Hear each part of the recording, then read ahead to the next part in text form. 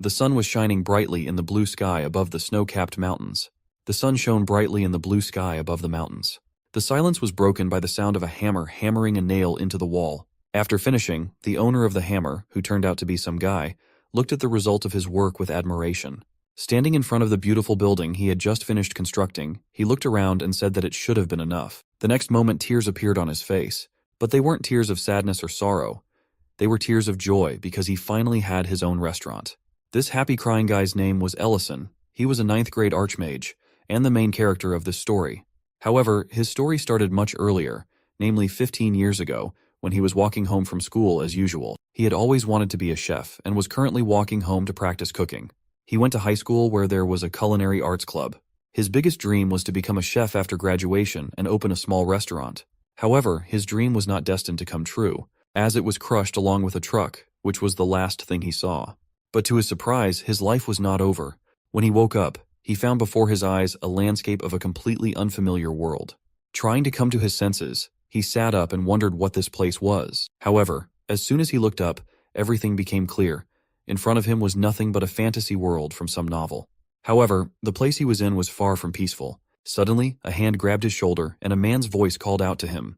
Frightened, Ellison turned around and saw a man with a backpack behind his back, who told him in a firm voice to pack, because if he didn't, he would die on the road. Not understanding what was going on or what the man was saying, he looked around. As it turned out, many people with backpacks behind their backs were going somewhere. He called out to the man who was leaving and asked him where they were. Thinking that the man was a stranger because of his clothes, he answered that the town was called Grake and was located on the outskirts of the Rurin Empire. Then he looked at the burning city and added that he didn't expect red dragons to appear in such a remote area. As it turned out, the world he had been summoned to had monsters, magic, and an empire that was currently at war with the dragons. This was not the most pleasant news for a man who just wanted to be a cook. However, since he had no choice, all he had to do was what humans were very good at, namely adapting and accepting the current situation as quickly as possible. So to begin with, he decided to think positive, and even if he was hit by a truck, he still had a second chance. Besides, he believed that the world couldn't be as bad as it might seem at first glance. Besides, he didn't have to join the army here, which was great news. Suddenly, the main character's musings were interrupted by the sound of hooves, followed by a man on horseback, who turned to everyone and shouted that they had received a decree from His Majesty. Taking out a scroll, he loudly began to read the decree, which said that the fate of the country was in their hands, since there was no place left to escape from those damned dragons. Despair appeared on the faces of some of the people listening. The man continued reading, saying that now it was their turn to stand up for their country. Hearing this, people raised their hands to support him. Raising his hand, the man shouted loudly, saying that the king was ordering, "Let us fight, in the name of the night." In the middle of the crowd of shouting people who were ready to give their lives for the empire, there was a guy who stood out not only because of his strange clothes, but also because of his eyes, which were filled with despair. On the day he was summoned, the Rurin Empire was in crisis because of the Dragon War, and because of that, the military power provided by the mercenaries was not enough. As a result, the government had to recruit for military service. And regardless of status, all men between the ages of 17 and 45 were drafted into the ranks of the temporary knights. And our protagonist was no exception. And a moment later, before he had time to come to his senses, he stood with a sword in his hands at the entrance to the barracks, where he was now to live for the near future. After a while, they began drills, one of which taught them to shout loudly in the name of His Majesty the Emperor. While shouting loudly along with everyone else, he tearfully reflected to himself that it would have been years better to die by the truckload by now. That was how his service as a knight began. One day, one of the commanders suddenly approached him and showed him a piece of paper, informing the surprised protagonist that his magical potential was quite high. Because of this, when he leaves the training center, he will be enrolled in the Magic Corps. After a while, after receiving his portion of food, which didn't look very edible, especially for someone who wanted to become a chef, Ellison reflected that being an Archmage was better than fighting with a sword. As he tasted the food, he immediately grimaced in disgust, telling himself that he had never tasted anything worse. But the guys sitting next to him didn't think so, as they tasted the food and said that it was not bad. Their words struck the protagonist very much, because he could not believe that there was something worse than this, suggesting that the people of this world may simply have no taste. But seeing them devour such unpalatable food, it struck him. After all, if he opened a restaurant with delicious food here, it would surely be a success. And from that very moment, he decided for himself that no matter what, he would not miss his second chance and realize his dream. Even if it requires undergoing grueling training, or fighting the dragons that were just another obstacle to his dream. The war went on, and all the while, it was his dream that gave him strength, and the hope that he would be able to leave after 3 years of service. However, if he had known then that the war would last not far from 3 years, but 15, he wouldn't have been sure he'd have been able to keep fighting. Let's finish with the sad and return to the present time, in which there were no more wars, and there was peace. Walking by Ellison's restaurant, some woman looked at him and was surprised, because she couldn't remember seeing this store here before. But what surprised her even more was some guy standing outside the store crying. Seeing his tears, which kept flowing in streams, the woman concluded that he had probably gone through a really hard time. Approaching him, she asked if he was okay, to which our protagonist turned around and replied that he was, adding that he was just happy that he was finally able to open his own restaurant. Hearing this, she asked him if he was the owner of the restaurant, to which Ellison replied that he was. When she extended her hand, she said with a smile that her name was Rain. Shaking her hand, he replied that she could call him L. She added that he must have moved here recently, as she had not seen him here before. Rain replied that she was quite right. Rain also asked if he lived alone, to which he replied that he did not, adding that he lived with a friend he met at the service, who slept a lot, so he wouldn't wake up until the evening. At the same time, in one of the rooms, someone was sleeping sweetly on the bed. Turning to the main character, the woman said with a smile that since he was opening a restaurant, he probably needed a place where he could buy meat. He replied that he did, and he was just about to find out if there was a butcher store in town. When she heard that, she happily replied that her husband had a butcher shop, and then explained how he could find it. This was a great suggestion to Elle, and he replied that he would go there right away. Before he went, Rain warned him, saying that her husband had a bit of a tough temper, adding that if he was too tough, he could just tell her that she had sent him there. Elle thanked her and said he would, thinking to himself that she was a good person. He also thought about what kind of husband she was, if he had a wife like that. But as soon as he arrived at the butcher shop, he was met by a bearded man who looked at him with an annoyed and intimidating look and asked him why he had come here. Elle immediately turned pale from such pressure and lost all confidence. He trembled with fear, avoiding the man's intimidating gaze. Stammering said that he was the owner of the restaurant and wanted to order some meat from him, to which he immediately thumped his fist loudly on the table and replied that he did not sell. Then, when the protagonist asked him why, he said that he didn't sell, and that was the end of it. In a furious voice, he said that he had seen many people like him who bought meat from him at a cheap price and then sold it for twice as much. Elle continued to listen in silence to the irritated words of the man who continued to accuse him, thinking that he must have had a hard time if he was so angry. This probably would have gone on for a long time, but the next moment the man was stopped by a blow to his head, accompanied by a question about what he was carrying. Holding the frying pan in her hands, Rain said in a fierce voice that she had come because she knew this was what would happen. Then with a sigh, she apologized to Elle for the inconvenience, then asked what kind of meat he wanted. The man immediately began to resent her, talking about how hard it was for him to cut the meat. But the woman irritatedly told him to shut up, asking why he was blaming the guy for all of this. At the same time, the protagonist was watching from the sidelines and wanted to go home more than ever. After subduing her husband, Rain sent him to get some meat. She apologized again, adding that her husband had a bitter experience with betrayal when he was still a mercenary, which made him like that. Elle replied that it was fine, then asked if her husband was a mercenary. She answered that he was, then added that when she thought about it, he didn't seem very old. Then she asked him if he had been drafted. He replied that he had been through a lot of bad things in the last 15 years. When the man returned, he put a bag on the table with a clatter and then irritatedly shouted that it was the guy's meat. Upon opening the bag and seeing the contents, the protagonist awkwardly asked if it was the meat he had been promised.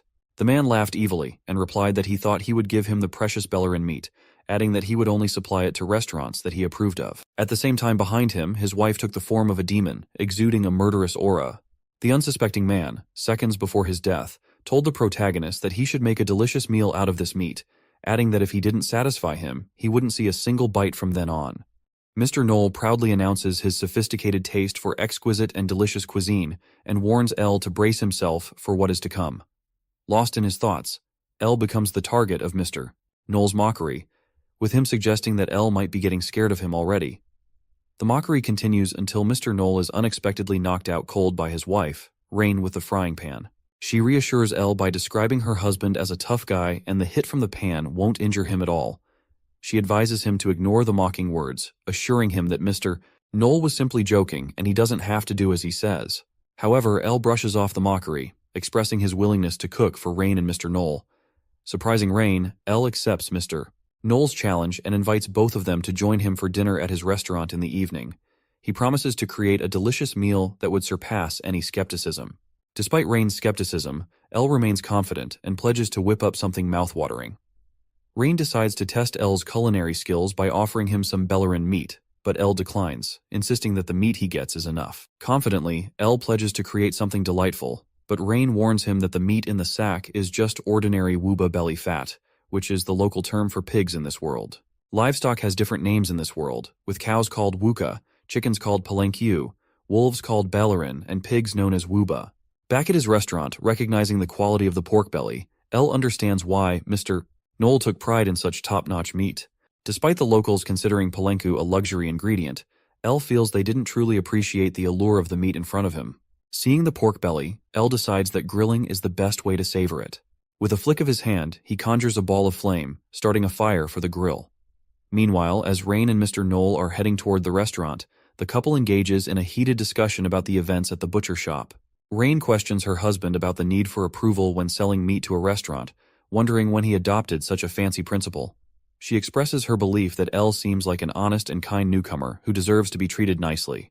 Mr. Knoll defends himself, stating that Rain has only met Elle that morning, and she couldn't possibly know Elle's true personality so soon. Rain, slightly irritated, counters Mr. Knoll's perspective, suggesting that rather than being deceived with both eyes open, he should consider that other people's eyes are more accurate. She sees through Mr.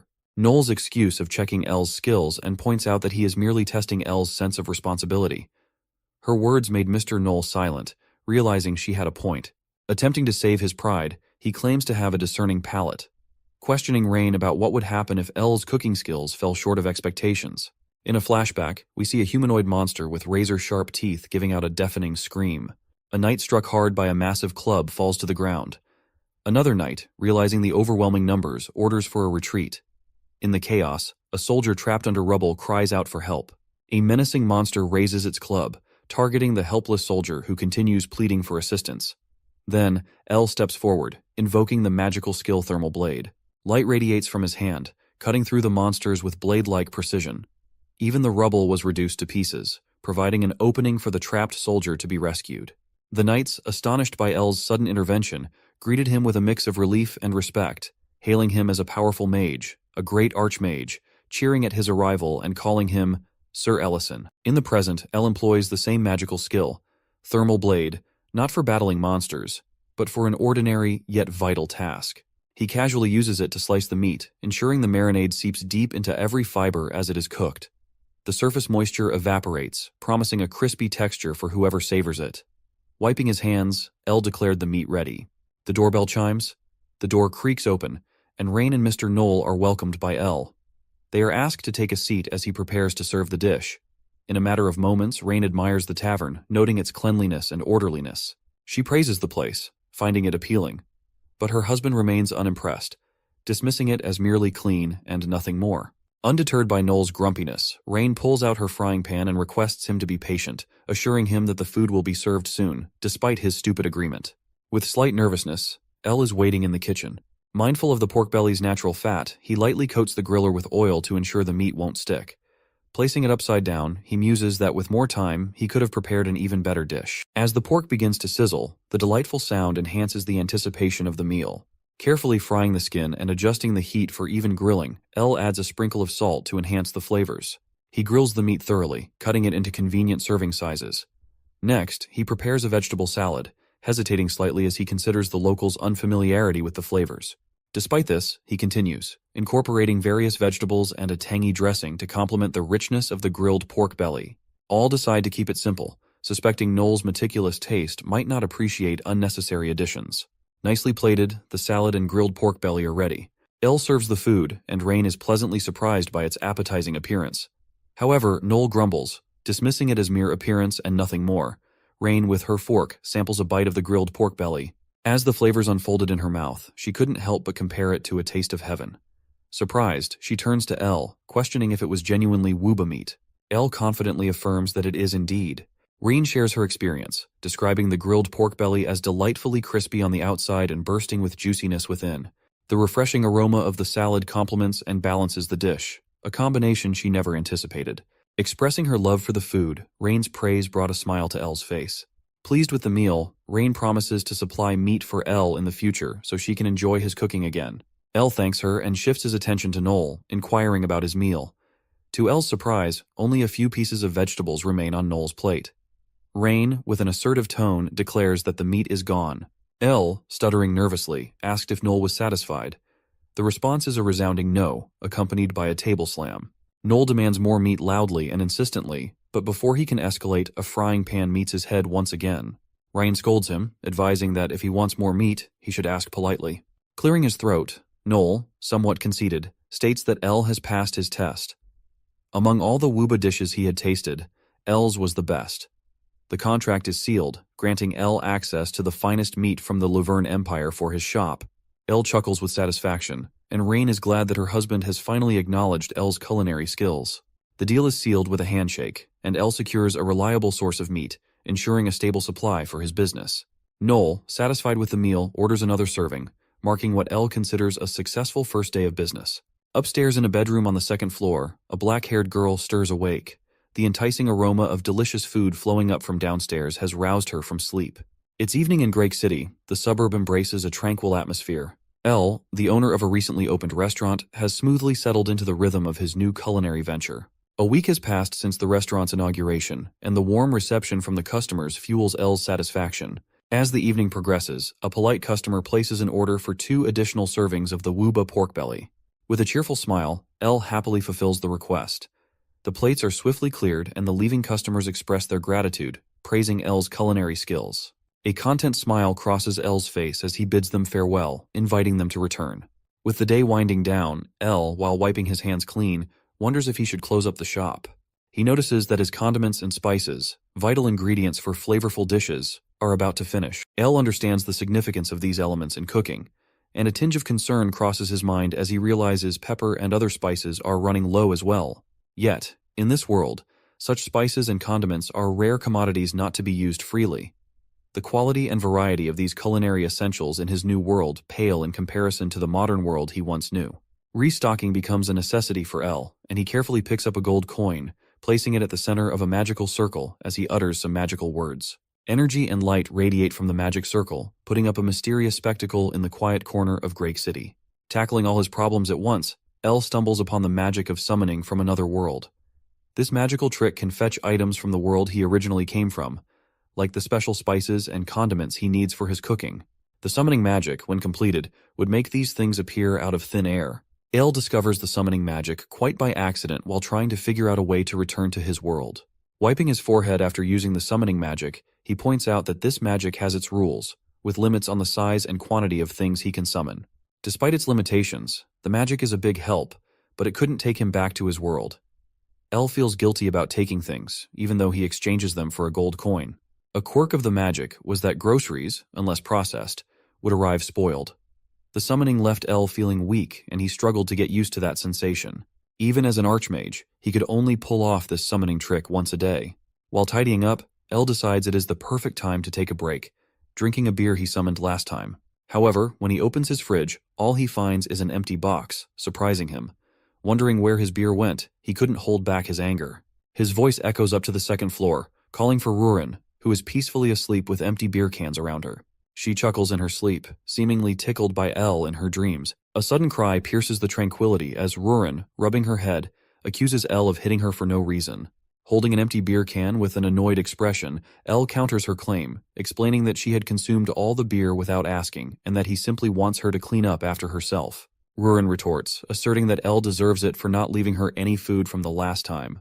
Proudly declaring her dragon lineage, she claims that cleaning is beneath her, a task meant for lower beings. Elle's frustration reaches new heights, and he delivers another not-so-gentle tap to Rurin's head. He then instructs her to peel and organize the onions. Rurin, still teary-eyed from the earlier bump, insists on being a dragon and cries while tackling the onion-peeling task. As Elle observes Rurin, he reflects on her true nature as a dragon currently polymorphed into a human form. He had found her during the aftermath of the Dragon War when she became an orphan, losing her mother and home. Unable to leave her alone, Elle had extended a helping hand to Rurin, and they had been companions ever since. Despite Rurin's age of over a century, she remains a young dragon, perhaps explaining her occasional immaturity. Now, with tears streaming down her face from the onions, Elle sighs. He promises Rurin a delicious hamburger steak for dinner if she finishes peeling and puts an end to her complaints. Rurin's eyes sparkle with anticipation as she eagerly holds Elle to his promise.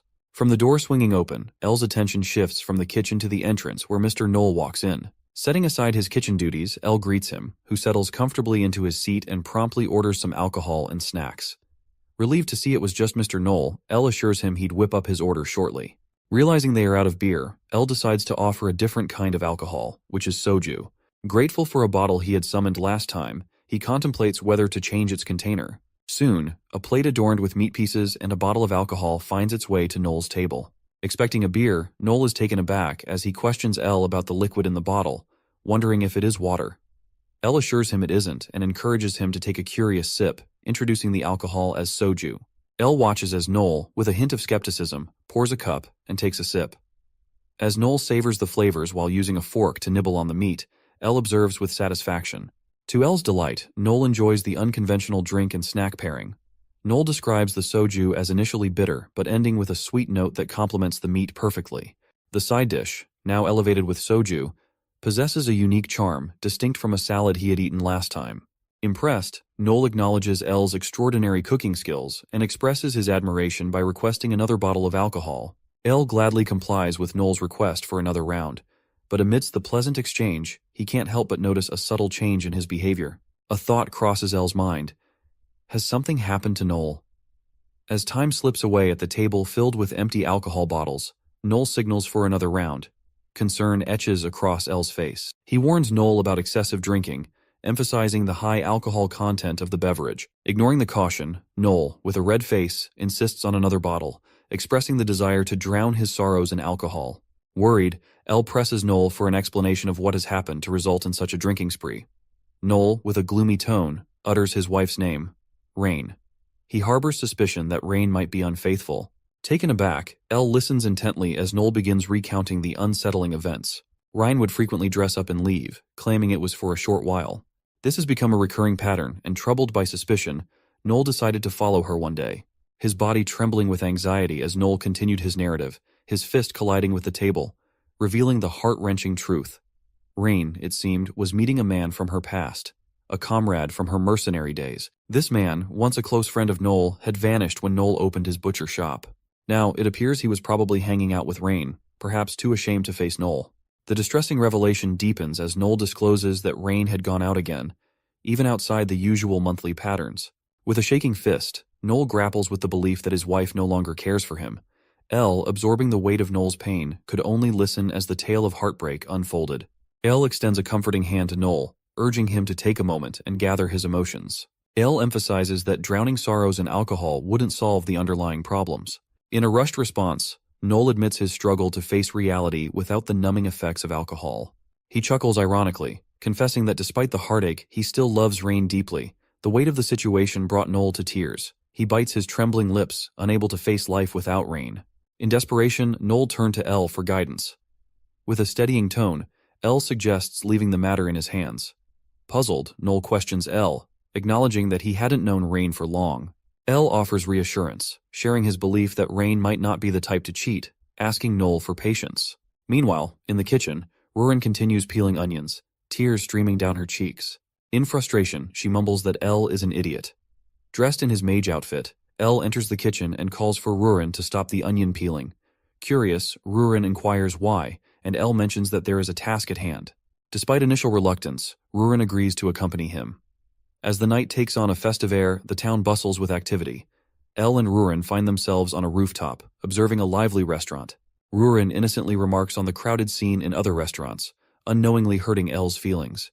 He points out the general vicinity where Rain might be. Scanning the restaurants, Elle spots Rain accompanied by a man, and a realization strikes him.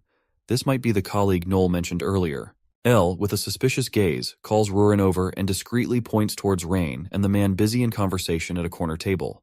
He entrusts Rurin with a peculiar task, to eavesdrop on their exchange. Rurin, always willing to strike a deal, negotiates with Elle. In return for her cooperation, he promises her a serving of his delicious hamburger steak and vows not to demand any additional ingredients for his culinary ventures. Elle, a man of his word, guarantees 2 hamburgers if she agrees. Rurin, nodding in compliance, sealed the agreement. As Rurin turns her attention to the unfolding conversation between Rain and the man named Mint, she overhears Rain's inquiry about whether they should disclose their association to her husband, Mr. Noel. The mention of Noel reveals an underlying concern. He seems troubled and suspicious due to Mint not visiting the butcher shop. Mint, in response, offers a perspective on Noel's personality. He suggests that if Noel discovers that he had helped the shop with money after Noel got scammed before, it would be Noel avoiding him, not the other way around. Elle, absorbing the snippets of conversation, couldn't help but contemplate the dynamics at play. Turning to Rurin, he seeks confirmation of the authenticity of what she has heard. Reassured by Rurin, Elle finds himself deep in thought, realizing that the unfolding narrative isn't merely a love affair, but a tale of intricate connections and unspoken bonds. Elle gracefully descends from the rooftop, signaling the end of Rurin's eavesdropping mission. With a confident air, he announces that there's no need to listen any longer. Rurin, left in the aftermath of Elle's departure, seeks guidance on her next steps. Elle, in response, suggests that she simply head home for the time being. Meanwhile, inside the restaurant, Rain engages in a conversation with Mint, expressing her frustration at the unfairness of her husband's misconceptions. In strides, Elle casually enters the scene and asks if he can join their discussion. Without hesitation, he aligns himself with Rain's sentiments, agreeing that Noel has gravely misunderstood their connection. Noel, in a drunken state still fixated on thoughts of his wife, witnesses the door swinging open at Elle's restaurant as Rain and Mint enter. An uncomfortable tension hangs in the air as Mint, slightly hesitant, greets Noel after a prolonged absence. Anger courses through Noel as he observes the seemingly close pair before him. Rain attempts to defend their relationship, insisting that they are victims of misunderstanding, but Noel remains unconvinced. In his frustration, Noel questions why, out of all people, it had to be Mint, someone he had trusted. In a fit of rage, Noel leaps towards Mint, his clenched fist ready to deliver a punch, accompanied by a furious cry calling Mint a bastard. The collision is halted by an unexpected magical shield that materializes, creating a protective barrier between Noel's fist and Ment's face. The wind stirs as the shield repels the force of the punch. Mint, bewildered by the sudden intervention, finds himself spared from Noel's wrath. Rain, too, is puzzled, but recognizes the shield as a product of magic. The unexpected turn of events leaves the trio in a momentary standstill. Elle quietly approaches from behind, calling out to Mint. He urges Mint to settle the misunderstanding rather than resorting to physical confrontation. With a basket filled with meat and vegetables, Elle asserts that violence won't solve the problem. He reveals that if Noel knew that it was Mint who provided the money for him to start his butcher shop, the situation might be diffused. Noel, caught off guard by the unfolding revelations, turns to Elle seeking an explanation.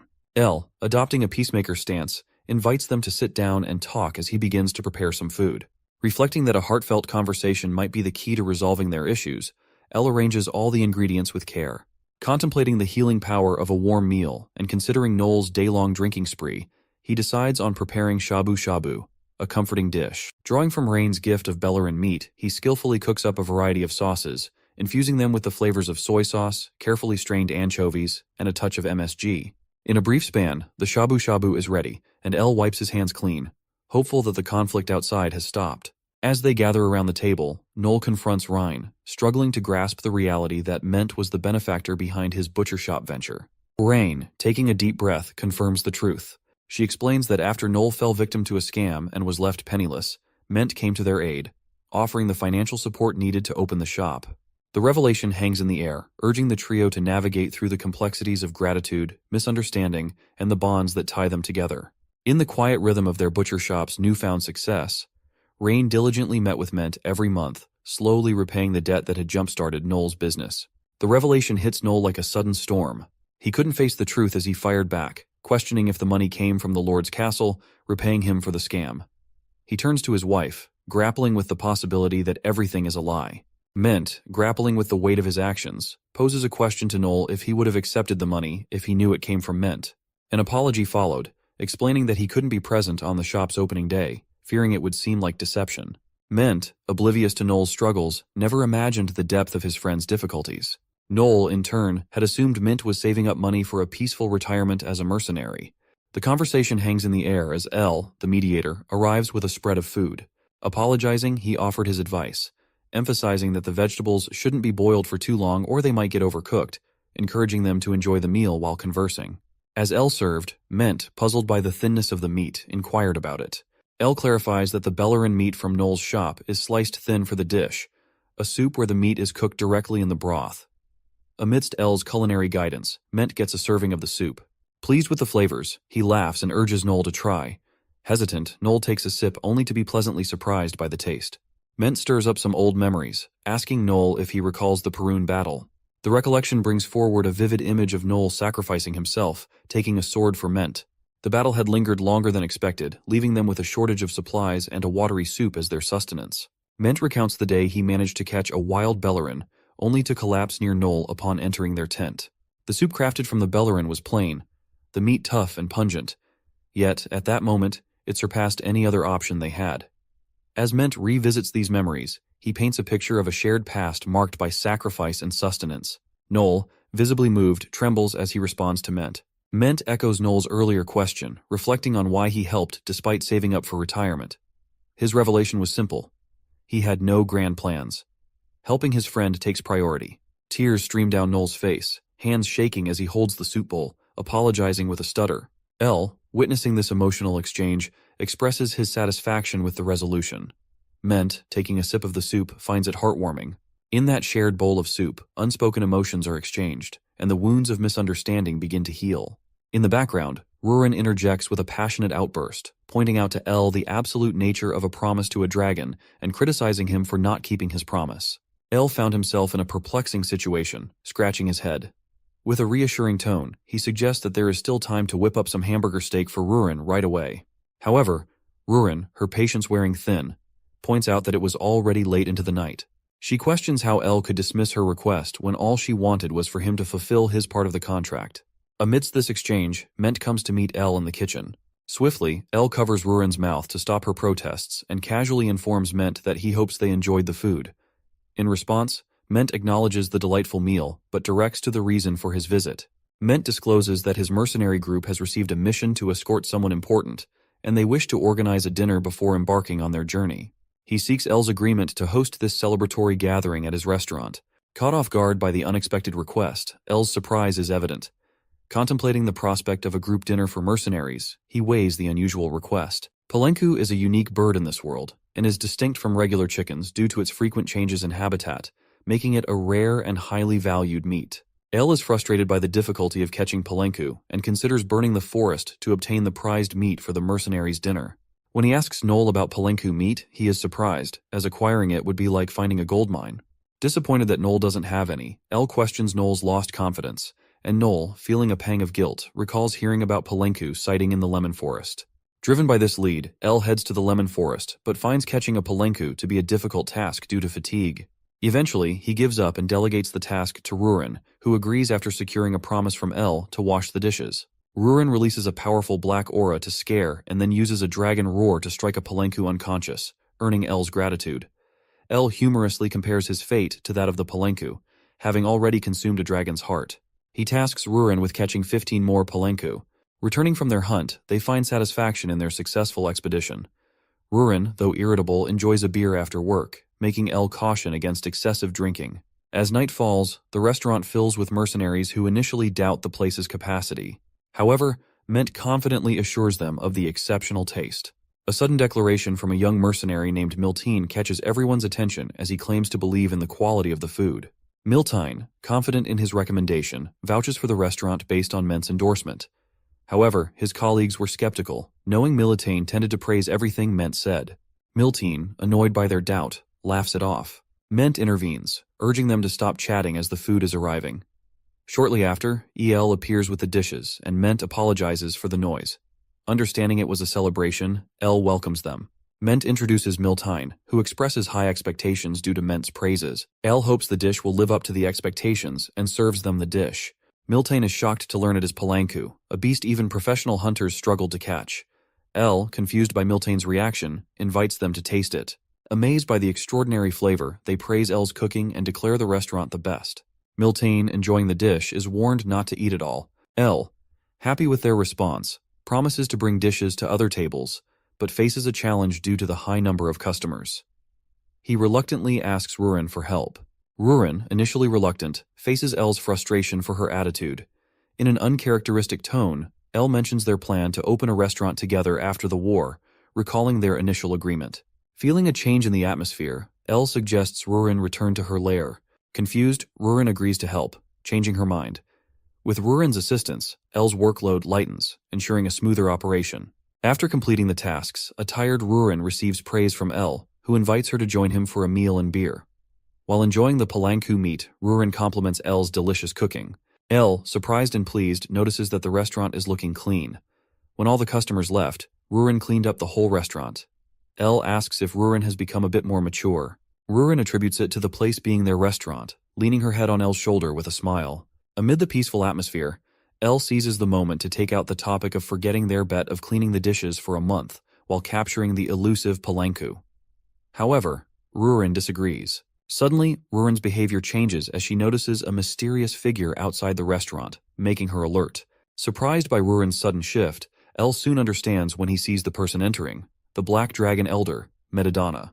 Metadonna expresses displeasure at visiting the human city, remarking that it always feels unpleasant. Elle recognizes the imposing dragon and inquires about his purpose for being there. Metadonna, not immediately answering, shares that Elle has been living quite comfortably with a dragon in this small place. Turning his attention to Rurin, he asks if she feels uncomfortable. Rurin assures that she didn't, leading Elle to ask if she was the reason for Metadonna's visit. Knowing that no one opposes him about Rurin unless there is an argument, Metadonna confirms that Rurin is indeed the reason for his visit. However, Rurin asserts that she had chosen to stay with Elle even after he abandoned her. Metadonna expresses concern about Rurin's attitude, clarifying that he didn't abandon her, he simply arrived late. Elle interrupts, emphasizing the importance of the promise made. Dragons highly valued promises, and Metadonna acknowledges this, stating that he came to discuss the promise they made regarding Rurin. They had promised to entrust Rurin to him, but there is a hierarchy in the promise. The one who makes the promise holds priority. Elle inquires about the nature of this first promise. In the Black Dragon clan, dragons are considered adults upon reaching the age of 800. However, a dragon without its lair by that age becomes a ward and has to leave for the sacred lands. Rurin had been utilizing her mother's lair, which was unfortunately destroyed in the last war. As per the clan rule, when Rurin turns 800 next year, she must leave for the sacred lands. Breaking this rule is considered an act of war, but Elle remains unfazed. He confidently declares that he will carry out what he mentioned earlier, shocking Metadonna, who looks visibly angered. Elle, however, isn't intimidated, even though Rurin is feeling anxious. Rurin anxiously intervenes, preventing Elle from potentially starting a war.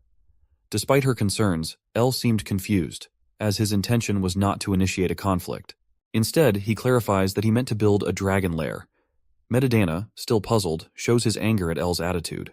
Although Elle had consumed a dragon's heart, he shouldn't be underestimating other dragons. Rurin stops Elle from escalating the situation, but Elle's true intention is revealed. Since they have 1 year before Rurin has to leave, Elle proposes building a dragon's lair within that time frame. He suggests that with enough time and resources, they can accumulate treasures and begin the construction. Metadonna couldn't comprehend the sudden shift, thinking the problem had already been resolved. He leaves, stating he will return next year. Elle invites him, and the construction of the dragon's lair begins. A dragon's lair, essentially a luxurious cave filled with treasures, symbolizes a dragon's residence. Though customers kept coming to the restaurant due to rumors about serving palanku, Elle faced challenges due to the high number of customers. In a different scene, Noel is surprised in a forest, encountering several palanku perching on a tree. Elle explains his plan to supply palanku to Noel and become the exclusive butcher shop selling palanku meat in the empire, attracting numerous customers. Noel, astonished, inquires about catching them, to which Elle assures him not to worry, as Ment's mercenary group had already tasted some. Elle offers the palanku meat for free, intending to split the proceeds equally. Noel is surprised, questioning why Elle did the work of catching the palanku and why he would take only 50%. Elle casually dismisses Noel's concerns about taking only half of the sales, stating it isn't much profit anyway, and Noel could use the opportunity to sell other meats and buy his wife nice clothes. Although annoyed, Noel agrees to sell the palanku meat to Elle. However, Noel remains puzzled about how Elle managed to catch palanku, given their constant movement. His confusion turns into shock when he witnesses Elle casting a spell, erecting a giant barrier that covers the entire forest. Elle marvels at Elle's magical prowess, realizing it surpasses the abilities of someone who had only studied magic for a few years. Curious about Elle's true identity, Noel questions him, but Elle only claims to be a restaurant owner who retired from the army after the war, urging Noel to keep his magic usage a secret. Elle assures Noel that his plan will run smoothly the next day, with the barrier in place. The following day, looking at his empty restaurant, Elle laughs happily, relieved that no customers came. Rurin, however, questions if this is truly something to be happy about. Elle acknowledges the truth, admitting he hoped for at least 1 or 2 customers, but the lack of customers provided them with time to build Rurin's lair. Rurin asks if Elle will stay with her once the lair is finished, but Elle declines, planning to stay at the restaurant. Upset, Rurin suggests declaring war against the Black Dragon clan, but Elle calms her, assuring they would build her lair nearby. Despite her uncertainty, Elle urges Rurin not to worry and follow him. Elle's destination was the hill below his restaurant, as all the land there belonged to him. Rurin was content with the proximity of her lair, but notes the need for stabilizing barriers during construction to avoid damaging the restaurant. Elle asks Rurin to start digging, but he eventually decides to return to the restaurant, not willing to leave it empty for too long. Rurin is left speechless by Elle's decision to return to the restaurant, while Elle is shown enjoying the freedom of being alone in the sunshine after a long time. However, his solitude is short-lived when a young boy suddenly enters the restaurant. The young boy inquires if it is a famous restaurant, and Elle, while greeting him, downplays the fame, confirming that it is indeed a restaurant. The young boy has heard about the legendary palanku being served here, but Elle apologizes, explaining that they no longer sell it and suggests he visit Noel's butcher shop. Unwilling to do so, the young boy asks if there is anything else to eat. Elle, willing to accommodate any customer, invites him to sit and wait. Elle observes that the young boy seems like a noble boy, facing difficult circumstances. Although the restaurant didn't discriminate against customers, the only dish tailored to children's tastes is hamburgers, made with woka meat as a patty. Elle would mash the meat, add a little salt, bake it with bread, place the patty on top of vegetables, pour the exquisite sauce with onions, and finally add eggs obtained from hunting palankas. Despite not selling palanku, Elle has a different approach to the eggs, creating a hamburger fit even for a dragon. Serving the dish to the young boy, Elle explains that it was similar to a sandwich. The young boy, about to taste it, is interrupted by someone who appears to be his servant, accompanied by guards. The young boy's face turns pale as the servant reveals that they have been searching for him everywhere. Panicking, the servant questions why the young boy is in such a place. Annoyed by the servant's interference, Elle expresses his frustration, but the servant, now realizing Elle's ownership of the restaurant, inquires if Elle knows the identity of the person he just served. The young boy is the heir to the Great City Baron. Ignorant of this fact, Elle questions the problem, emphasizing that regardless of status, he serves food to all customers. The servant expresses annoyance at Elle's presumptuous attitude, while the boy is trying to defuse the situation and does his best to break up the dispute. Recognizing the tense atmosphere, the boy, also known as Diaren, decides to leave with his servant, ensuring to pay for his meal and apologizing for having Elle prepare the food without him eating it. Observing Diaren walking listlessly out of the restaurant, Elle grows more worried. After a while, Rurin arrives and informs Elle that they should take turns digging the hole since she admits she isn't strong enough and her hands hurt from digging alone. Elle, in his usual blunt manner, told her to stop whining and promised to dig the next day, as they had somewhere to go. Curious, Rurin asks where they are heading, expressing her hunger. Elle explains that they were going to the Lord's castle. Inside the castle, Diaren is seen lost in his thoughts, and he is surprised when a blue portal suddenly appears behind him, revealing Elle and Rurin carrying the ordered hamburger. Diaren, shocked by their sudden arrival and Elle's use of magic, is handed the parcel containing the warmed-up hamburger. Elle tells him to taste it, and Diaren eagerly prepares to do so. Although he has many questions, he decides to eat first. However, someone interrupts by knocking on the door of Diaren's room. Concerned, Diaren assures the person outside that everything is okay, but Elle is frustrated by the thought that they didn't even let Diaren enjoy his hamburger. In the next scene, we see that now Diaren is scared that what will happen now. Elle commands that he is the Lord's heir and baron, and they cannot refuse his orders, so be confident and say it was nothing. Diaren replies that they have never listened before and always ignored what he says. The knocking on the door gets more intense as we hear that Butler wants to come in. Rurin thinks how frustrating this is, and she screams it was nothing, so leave, and Diaren never ordered to come in. Everyone goes silent, even he person behind the door. Diaren realizes that she screamed in his voice instead of her own and thinks that they still won't listen to his orders. Person behind the door replies that he understands his orders and asks Diaren to call him if he needs anything. Diaren is put to shock when he hears what Butler said, and Rurin is angered that how pathetic this was. Ellison explains that he is a very superior person and he just have to establish his superiority himself, when suddenly Diaren kneels down to Ellison as he wants to make Ellison to be his teacher. Diaren is put to a confusion. Diaren explained that his mother passed away after giving birth to him and his father remarried shortly after, so he spent most of his time with his stepmother.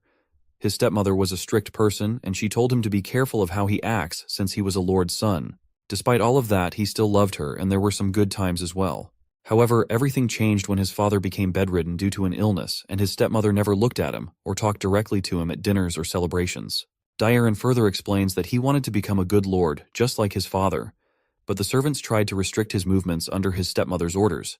There was no one to talk to him, and everyone was ignoring him all the time. Since when it became like this, he thought he wouldn't be treated any better even if he inherited the title of a lord. Dairon's eyes light up as his thoughts are changed after today's events, and wants Ellison to teach him more ways to become a good lord. El is put to confusion as he states that he is just a restaurant owner, and Diran's this conclusion is a bit weird. Dairon explains that this has happened never before and that person would have entered if he had told him to leave. It is obvious that Diran lacks a lot of confidence, and it seems like he purposely suppressed his energetic and active personality.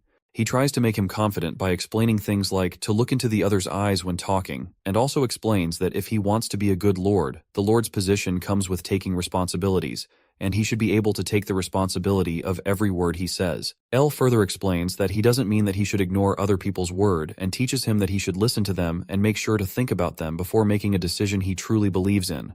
If the decision is his favor, then all is well. If not, then accept it and take the responsibilities. In El's opinion, that's what makes a good lord. Diran is just confused and shocked that being a good lord is a big responsibility. Anyways, it's about time that they leave. So, Elsion asks Dairon to eat the food before it gets cold and wants Dairon to visit him in restaurant soon. Dairon states that he is feeling dreamy and takes a bit of his burger. It seems that the burger is very tasty and delicious. When suddenly he realizes that a good lord means a person who makes an effort to ensure that everyone can enjoy this type of food. And of course, better food is quals to better life. Finally, he understands the actual meaning of being a good lord. The scene changes to El and Rurin coming out of the portal in front of restaurant, where Ellison is hoping that Rurin doesn't take Dairon's words too seriously. To which Rurin asks why did he put so much effort into explaining him, and it seems like he cares a lot. Ellison, extending his arm with gold coin, explains that he did this as he got payment more than what the burger costed, and further explains that this coin is valued at around 100,000 runes. Rurin is a bit confused and knows that a regular hamburger costs 200 runes, so she asks if Dairon really gave him the coin in exchange of the burger. It turns out El did all this so it can fulfill the price because it's not a rip-off restaurant. Dairon has hands as big as a dragon, and Ellison hopes that he becomes a regular later on, but Rurin, opposing Ellison, expresses that she doesn't like this because she will have fewer hamburgers to eat. The scene changes to a forest located on the outskirts of Grake City where there is an oddly popular clinic. The doctor there is definitely skilled and even learned healing magic, but that isn't the reason for its popularity. The biggest reason why customers flock to this place far from downtown is that it is run by an elf named Elena. We see Mrs. Rain having a severe burn, and that gets completely healed in a blink of the eye with the help of magic. Elena expresses that she is glad that Rain arrived quickly, as if the burn was left untreated, scars may have formed, and the burn should be fine now. Rain thanks Elena and expresses that her skills are the best. But Rain notices that Elena is not looking so good, and asks if there is any problem, to which Elena replies that she has been thinking of going back to her hometown now. Mrs. Rain asks that why does she wants to leave. Elena expresses that she loves healing and helping people, so despite everyone's opposition, she came out. But the reality was different. People come to her not for treatment but want to meet the elf woman at all costs, rather than doctor, as her. As she expresses this, we see people peeking through the window. She further explains that not too long ago, a lady came to her and was furious, saying that she had seduced her husband. Elena was put to shock as she didn't ever do this. Elena further explains that she knows that not all humans are like that, and it's not that she doesn't like healing people, but it is getting difficult to her to hold it in and keep going. Rain asks that if she doesn't like her too, but Elena likes her. Rather, Rain has always treated her well, and that's why she put up with this without prejudice. Rains wants to confirm that if there were more things that Elena liked here, that she would still stay. But instead of replying, Elena is confused what to say. Rain explains that there is so many things she doesn't like about her husband either. For example, his snoring also, he is so naive, but there is something she likes more, like the fact he is dependable, looks out only for her, and does his best in everything he does. Rain also asks that if she said that it still feels good to treat people with Elena, replying yes. She recommends the restaurant that is located at the side of the hill and wants Elena to try eating there tonight. But Elena is not sure why Rain will recommend a restaurant. Rain tries to explain that the number of reasons for this place can keep increasing one by one. Scene changes to Creston with his nephew coming up to Ellison. Creston is not sure what El is doing here as he was going to the restaurant. El says he was also about to go to the restaurant as he was constructing the lair for too long and asks who is this person. Creston explains that he was his nephew, and he said that he had something to discuss. So Creston wanted to listen while eating some wooba meat and asks if there is anyone at the restaurant right now. El replies that Rurin should be there and asks what the matter is. Creston explains that there is a clinic run by an elf, and Rain has recommended Elle's restaurant to the doctor there, and Creston thinks that they should be there by now. Now Elle is hurried, and heads back to the restaurant with the boys. In the way, Ellison expresses that an elf is unique, and states that elves don't come out of the forest and asks that they must be popular. To which, Creston in an annoyed manner replies that he heard that all the guys in the neighborhood run there even for a thorn pricking their finger, which is very pathetic. He further explains that seeing things like this makes him understand why elves hate humans. Ellison is not too sure about this statement, as he thinks that there are some elves who aren't like that, and Creston shouldn't be prejudiced, and says that he admits that elves are a proud race. As he enters, he sees Elena on the ground kneeling down, saying that Rurin is a great being, and wants forgiveness for her rudeness. Rurin asks if Elena knows she was rude and will forgive her if she lives the rest of her life as her subordinate. Ellison is very angered with this treatment of his guests. Rurin, when she notices the presence of Ellison, says that she got herself an elf subordinate that she can use. Ellison screams in anger what she is doing to their customer as Creston and his nephew wait outside. We see Rurin lying down on the table when she notices a customer is here. Elena asks if this was the restaurant ran by Ellison. Rurin replies, yes, but Ellison isn't here right now, and realizes that Elena is an elf when Elena takes her cap off. As expectations to Rurin, all elves are beautiful, and Elena is one of them too. Elena, in a reply to the compliment, says that Rurin is beautiful too, and she looks younger than Elena herself. Rurin, with a big smile on her face, asks if Elena is saying that she looks younger to her, and explains that she might look young by the standards of her race, but she is not younger than Elena while letting her dragon aura come out of her body. Rurin is now in an angry form and screams that who Elena is talking to like that. Elena is put to a shock as she kneels down and says, sorry. This is when suddenly Ellison and others come in. Ellison see the customer down on her knees in front of Rurin, which makes Ellison very mad. We hear a loud bang from inside, and Rurin crying in pain. We see the door has opened, and Ellison invites Creston and his nephew inside as he asks for forgiveness, because there was a bit of commotion. In the next scene, we see a wound on Rurin's head, obviously made by Ellison hitting her, that made her cry.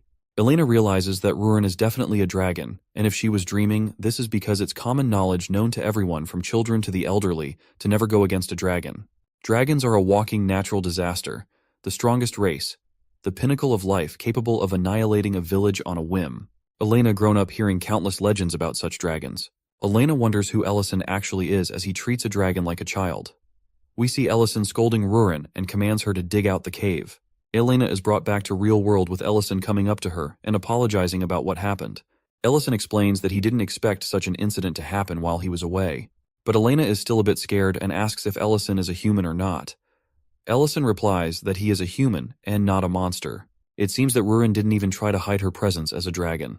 Ellison goes near to Elena's ear and explains that yes, Rurin is a dragon, and asks Elena if she can keep this a secret from others. Elena is still scared from the incident and replies that she can keep it a secret as she has no intention of interfering with a dragon, and explains that she doesn't want to die yet. Ellison thinks that his first impression is bad as Elena thinks that he will kill her. Ellison asks who elf council member recommended by Rain was, and it turns out to be Elena, as we know. Hearing this makes Ellison think that his first impression is ruined even more. Elena confirms that with the ingredients here, Ellison can make delicious dishes. Ellison takes the order, which was anything without meat, as Elena clearly stated that she cannot digest meat in her body, and it was not about the belief. Also, Creston and his nephew in back order grilled uba belly fat. Ellison decides to make tomato pasta for Elena. Firstly, he fries diced onions, garlic, and mushrooms in a pan with olive oil. The mixture of these elements creates a delicious smell.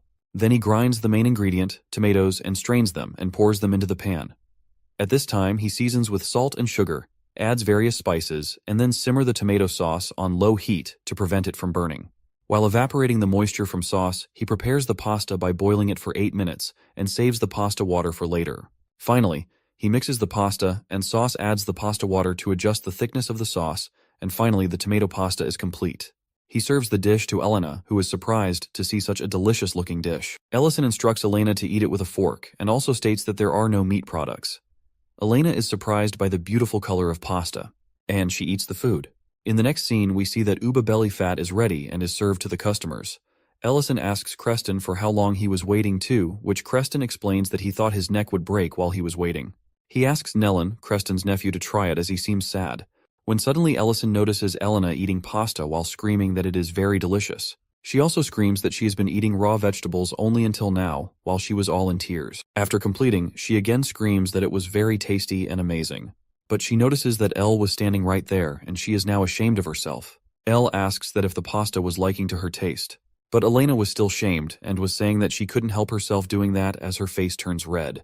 Elle states that it's good if the dish suits her taste and hands her a handkerchief while doing so. He asks if she usually visit other restaurants or not. Elena explains that in the city she attracts too much attention, so she usually goes to small markets on the outskirts and buy ingredients to eat. It's not like that she never thought of eating proper meals at restaurants, but there weren't many options without meat, and when there were, they tasted bland. She has been wondering if cooking food was even necessary. Elle confirms this statement as he knows that people here don't use much seasoning, and it's quite rare for a restaurant to serve food other than meat, and which is well seasoned and cooked like everyone do here for meat. She explains that coming here changed her perceptions and should thank Rain for suggesting this place. Elle is relieved as he thought his restaurant was going to receive bad rating because of what Rurin did to Elena. We hear a scream from behind when we see Creston standing up in shock. Neelan explains that he found out that her mother isn't her biological mother. The scene changes to a mine where we see an old lady searching for Nellen. She asks a person named Dylan that if he had any uba, to which he replies that he haven't seen them, and the night shift crew has already entered the mine. We see the cheering a bit and wonders if they even ate before working. Old lady asks if she can deliver the basket in her hand and come back, and she goes inside the mine. We are taken back to the restaurant where we see Creston asking where did they hear that story. Nellen, while crying, says that is not what's important and states that he was deceived for 20 whole years and explains that he couldn't focus on work and he even left the mine midway. It seems like Elle and Elena are eavesdropping on others' conversation, while they are also talking to each other that this is bad to do, but they are still doing it. Nellen explains that at this rate he doesn't think he can even go home. Creston opposes his claims and reminds Nellen how hard May raised him. He reminds that his father died early as a mercenary, and despite the hardship she worked day and night to feed Nellen well. He explains that doing all this for a child who is not even her biological child, and asks he is dumb enough to not be able to judge that himself, to which Nellen makes sure that he knows he was wrong. He explains that he was confused and left in a rush this morning. His mother reminds that he was leaving behind his lunchbox, to which Nellen in anger replies that he doesn't need it. Ma'am. Creston is very angered by this and lifts him up in the air by his collar, and reminds him that there are things he should and shouldn't say while calling him a brat. Everyone was scared and confused that what was happening. We see Creston ask what Rain meant by the mine collapsed and what happened to Mrs. May. It seems like Rain is not sure, but apparently Mrs. May went inside to find Nellen, and then the mine collapsed. Nellen becomes sad as sweat rolls down his face. He starts running to get to mine as fast as possible. As Creston was also about to leave when Elena asks if she can also come. She explains that she is a doctor, and if a mine collapsed, then there would definitely be people who are injured. Ellison also states that he will also come. Ryan is not too sure with Elena's decision, but she remembers what she said earlier at her clinic. Ellison volunteers to take Elena to the mines. The scene changes, and we see the people trying to rescue the crowd inside when we see Nellen forcing the guards at the door to get out of his way, but guards refuse as they remind him of the dangerous mine that can collapse again. Ellison tries to calm Nellen down, and he ensures him that they will save Mrs. May. A guard refuses the idea of them going inside and explains they can't predict when the mine will collapse again, as it was an emergency situation. Elle explains that Elena is a doctor who has been taught healing magic, and there are probably a lot of people inside who can't move and need to be treated right away. Guards finally agree to let them go inside, and he begs to save the crowd stuck inside. We now see that they both have entered the mine, and Elena thanks Ellison for helping, but she didn't want Ellison to follow her inside the mine as it was too dangerous. As soon as they enter the first floor of the mine, some rocks fall on them. Elena tries to cover herself to minimize the damage, but Ellison just creates a shield to protect both of them. Elena is very amazed and wonders if Ellison was a mage, and Ellison replies that he was quite successful when he was younger, but is retired now. He also states that he is very curious why Elena decided to come here. Ellison states that he has heard that Elena owns a clinic in Drake City, and explains that he is telling this as one of his comrades used to be an elf too, and he doesn't think she is running that clinic just because she is an elf, and reminds that there were probably some times when humans behaved rudely to her, and yet she decided to enter a collapsing mine to save people and asks if here is a special reason to do so. Elena doesn't reply and quietly walks when they find that the road ahead is forked, which means it is divided into two. Ellison, knowing that they don't have enough time to search both of them, speaks out some spells, and 4 yellow orbs-like thing generate out of thin air. Elena is very shocked that he can do magic and even control spirit. Ellison explains that these spirit orbs will tell him if there are any survivors. In one of the tunnels, a spirit orb finds a miner who hurt his leg while the mine collapsed, and he thinks that he is hallucinating as he saw the orbs and also thinks that his end is near. But Elena and Ellison managed to make it in time, and Elena quickly started to help the miner. Fortunately, that injury is not a serious one, and she explains to the miner that he can heat out after a first aid treatment. Miner is very grateful to Elena. This was when Ellison told her that spirit orbs more people and they should get going. Elena was finishing the first aid up when more bunch of rocks fall on them, but fortunately Ellison was right there and saved them. Outside the mines, we see injured people flying out as they are treated and sent to safety with the help of Elle's magical powers. Inside, we see that Elena is now very tired. Elle asks if she can keep going, to which, fortunately, she replies yes, and they can keep going. They finally find Nellen's mother, and Elena, without hesitation, starts trying to treat her. Elena explains that Mrs. May is in very bad state and she will have to use stronger recovery spell on her, but she can't guarantee its results. She uses a big spell that spits out green flash and the scene is changed.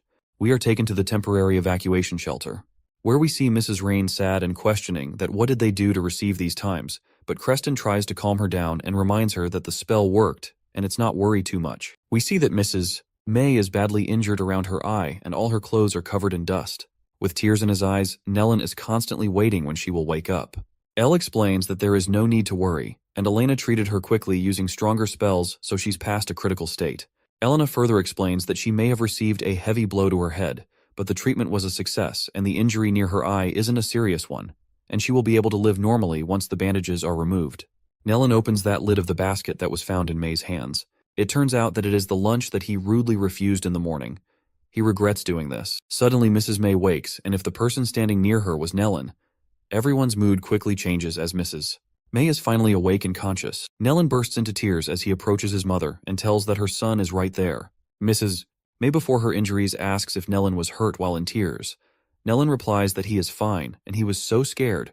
What if the rude words he said in the morning became his last words to her? May is happy that her son called her mom again, as she also starts crying, and she apologizes for making Nellen worry, and states that it is a relief that Nellen was not inside the mines. Elena, after watching this scene, explains that actually she wanted to close the clinic and return to her hometown. She was disappointed in humans after experiencing a lot of terrible things here. That's when Mrs. Rain told her to try to increase the numbers of things she enjoys here. Perhaps it seems that she didn't try to find those things. She realizes that the lives of humans are much shorter compared to an elf's, but they express their emotions freely, and that is why people get easily disappointed and heartbroken. And she was one of them. But ironically, that was also the reason she started her clinic. She thinks that there are too many things she cherishes here that she can't just leave. She likes the honest emotions of humans, and now she also knows how delicious the food here is. While saying that she realized many things today, she started to feel dizzy and was about to fall when Elle caught her and saved her. Elena's face became red when Elle caught her in his hands. Elle says that it seems she exhausted herself and excuses as he uses a spell on her. Elena realizes that it is the elf's mana transfer spell. Ellison says that the elf friend he mentioned of earlier taught him this spell, and his name is Bendon. Elena, when realizes that Bendon is the hero of elves, she is just shocked. When leaving the mine, Elena asks Elle how does he knows the mana transfer spell, but Elle reminds that he already told that he used to be a famous mage. Meanwhile, on the hill beneath the restaurant, Rurin is still digging the tunnel, thinking about Elle, the scoundrel that always leaves her out. Rurin is annoyed by Elle and thinks how can he tell her to dig just because she can't use magic in front of other people, and that is not fair. She was just trying to get a subordinate to help with the restaurant when suddenly a stream of water bursts onto Rurin, drenching her in water. Rurin wonders what this was. Elle confirms that suddenly water came out of the ground, and Rurin wondered where it was coming from and dug and ended up getting water all over the place. Rurin replies positive and replies that is how she got water all over the place. Elle calms himself down and tries to be patient as he knows she doesn't mean to irritate him. Rurin says that she tried digging again and couldn't find it. Elle explains that there must be an underground water source nearby, and digging opened up a waterway. It seems that she dug pretty deeps, but even they use magic. Seeing it from here would be impossible. Elle asks Rurin if she remembers the last time when they talked about, and they need to cover the ceiling with a shield, to which Rurin again replies positive.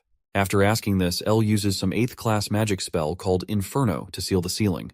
While he was using the spell, Rurin reminds him that he will have to control his power, if not he will fly off the hill. Elle creates a massive shield, but the water starts bursting inside the shield. He questions himself that Inferno hit the groundwater and is pushing up. He confirms that this definitely is hot spring water. Rurin, in an excited manner, asks Elle to do this again as she needs to clean herself up a bit while taking her clothes off. He tries to stop her from entering the hot water, but it was too late and she entered it already and burned herself. We see that they put a kettle on the stove while they figure this case. Elle reminds Rurin that she can't just oon into things like that, but she tries to defend herself by saying that how was she supposed to know it was hot? He apologizes that he should have told her and create another shield around the stream of water. Rurin wonders what he was doing with the shield and asks him. Elle explains that he wants to create a safe place where he can collect the clean water. He further explains that by pressing down on the ground with the shield, the dirt will naturally settle and create a space to collect clean water, and then he will remove the top of the shield. While explaining, he made a hot water bath in minutes. He throws Rurin saying, "Get in."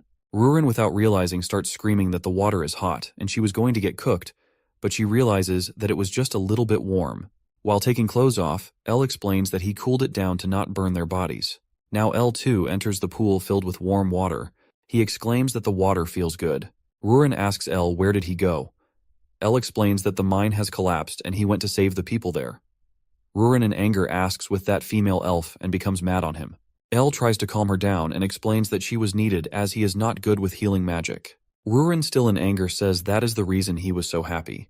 Rurin exclaims that she had to dig these holes while he was at the mines and says that that part of her hates elves and other races too.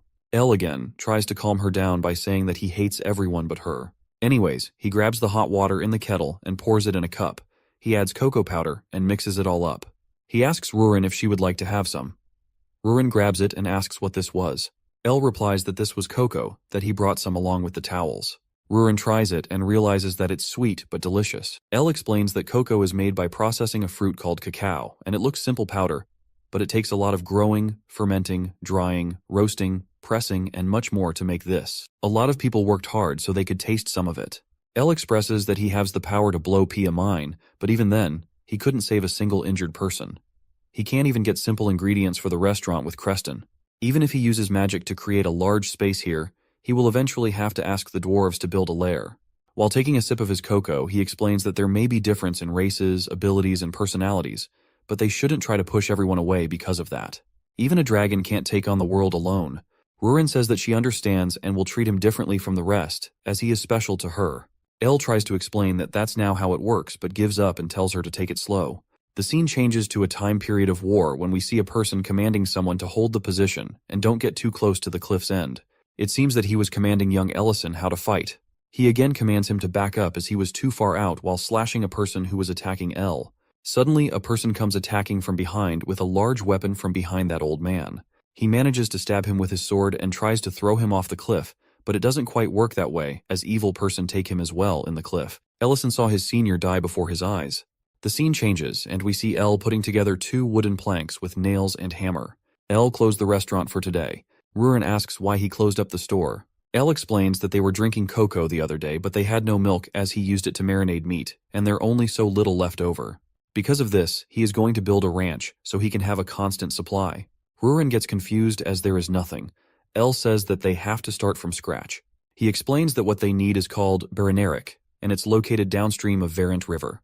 Elle asks Rurin to teleport to the Barent River, but Rurin can't technically do that as she can only teleport to the places she have been to, and she was able to track Baron Kid because she was tracking the scent that child left behind. Elle tells her to go by feeling, and he will tell her the direction and distance. Rurin exclaims that that is not how you use this skill, and still opens a portal to the point where Elle told. They arrived at the right place, and there are so many Baranerics there, but they seem to forget one thing, that they were high up in the sky, because it seems that the ground is lower here to the ground compared to ground at the restaurant. Rurin asks Elle to do something, but Elle points out that she is a dragon and questions that how can she be afraid of the sky and what happened to her wings. She exclaims that she would rather die falling than releasing her polymorph. While using some spells, Elle asks why does she hates her dragon form so much, but Rurin doesn't want to tell him the reason. They slowly make a perfect landing. Rurin realizes that the river is really wide, but Elle points that this was, and not a river. But Rurin, quickly taking her words back, says that she knew that. Elle knows that she always been like this and leaves the topic behind. Elle gives an idea that how about playing in the ocean after catching some Baranerics. Rurin's mind diverts as she liked the idea of playing in the ocean after catching Baranerics.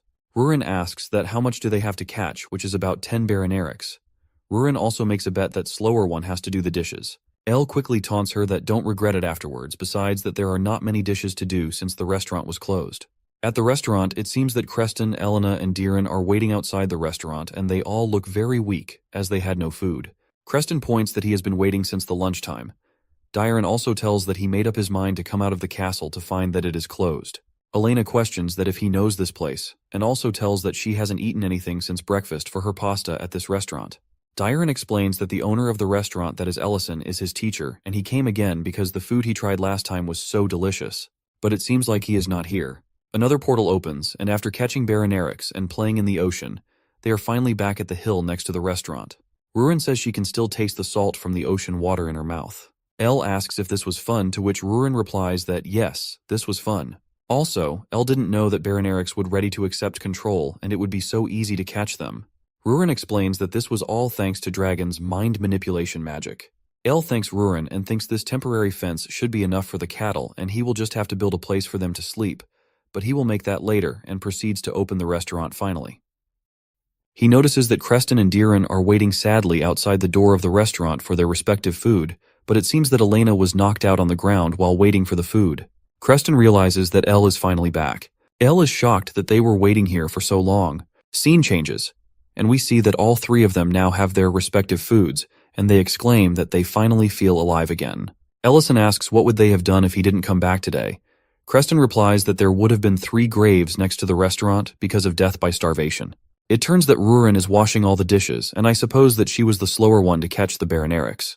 Creston asks where they have been all this time, to which he says that they were gone to catch some cattle, and Elle explains that he wants some milk produce.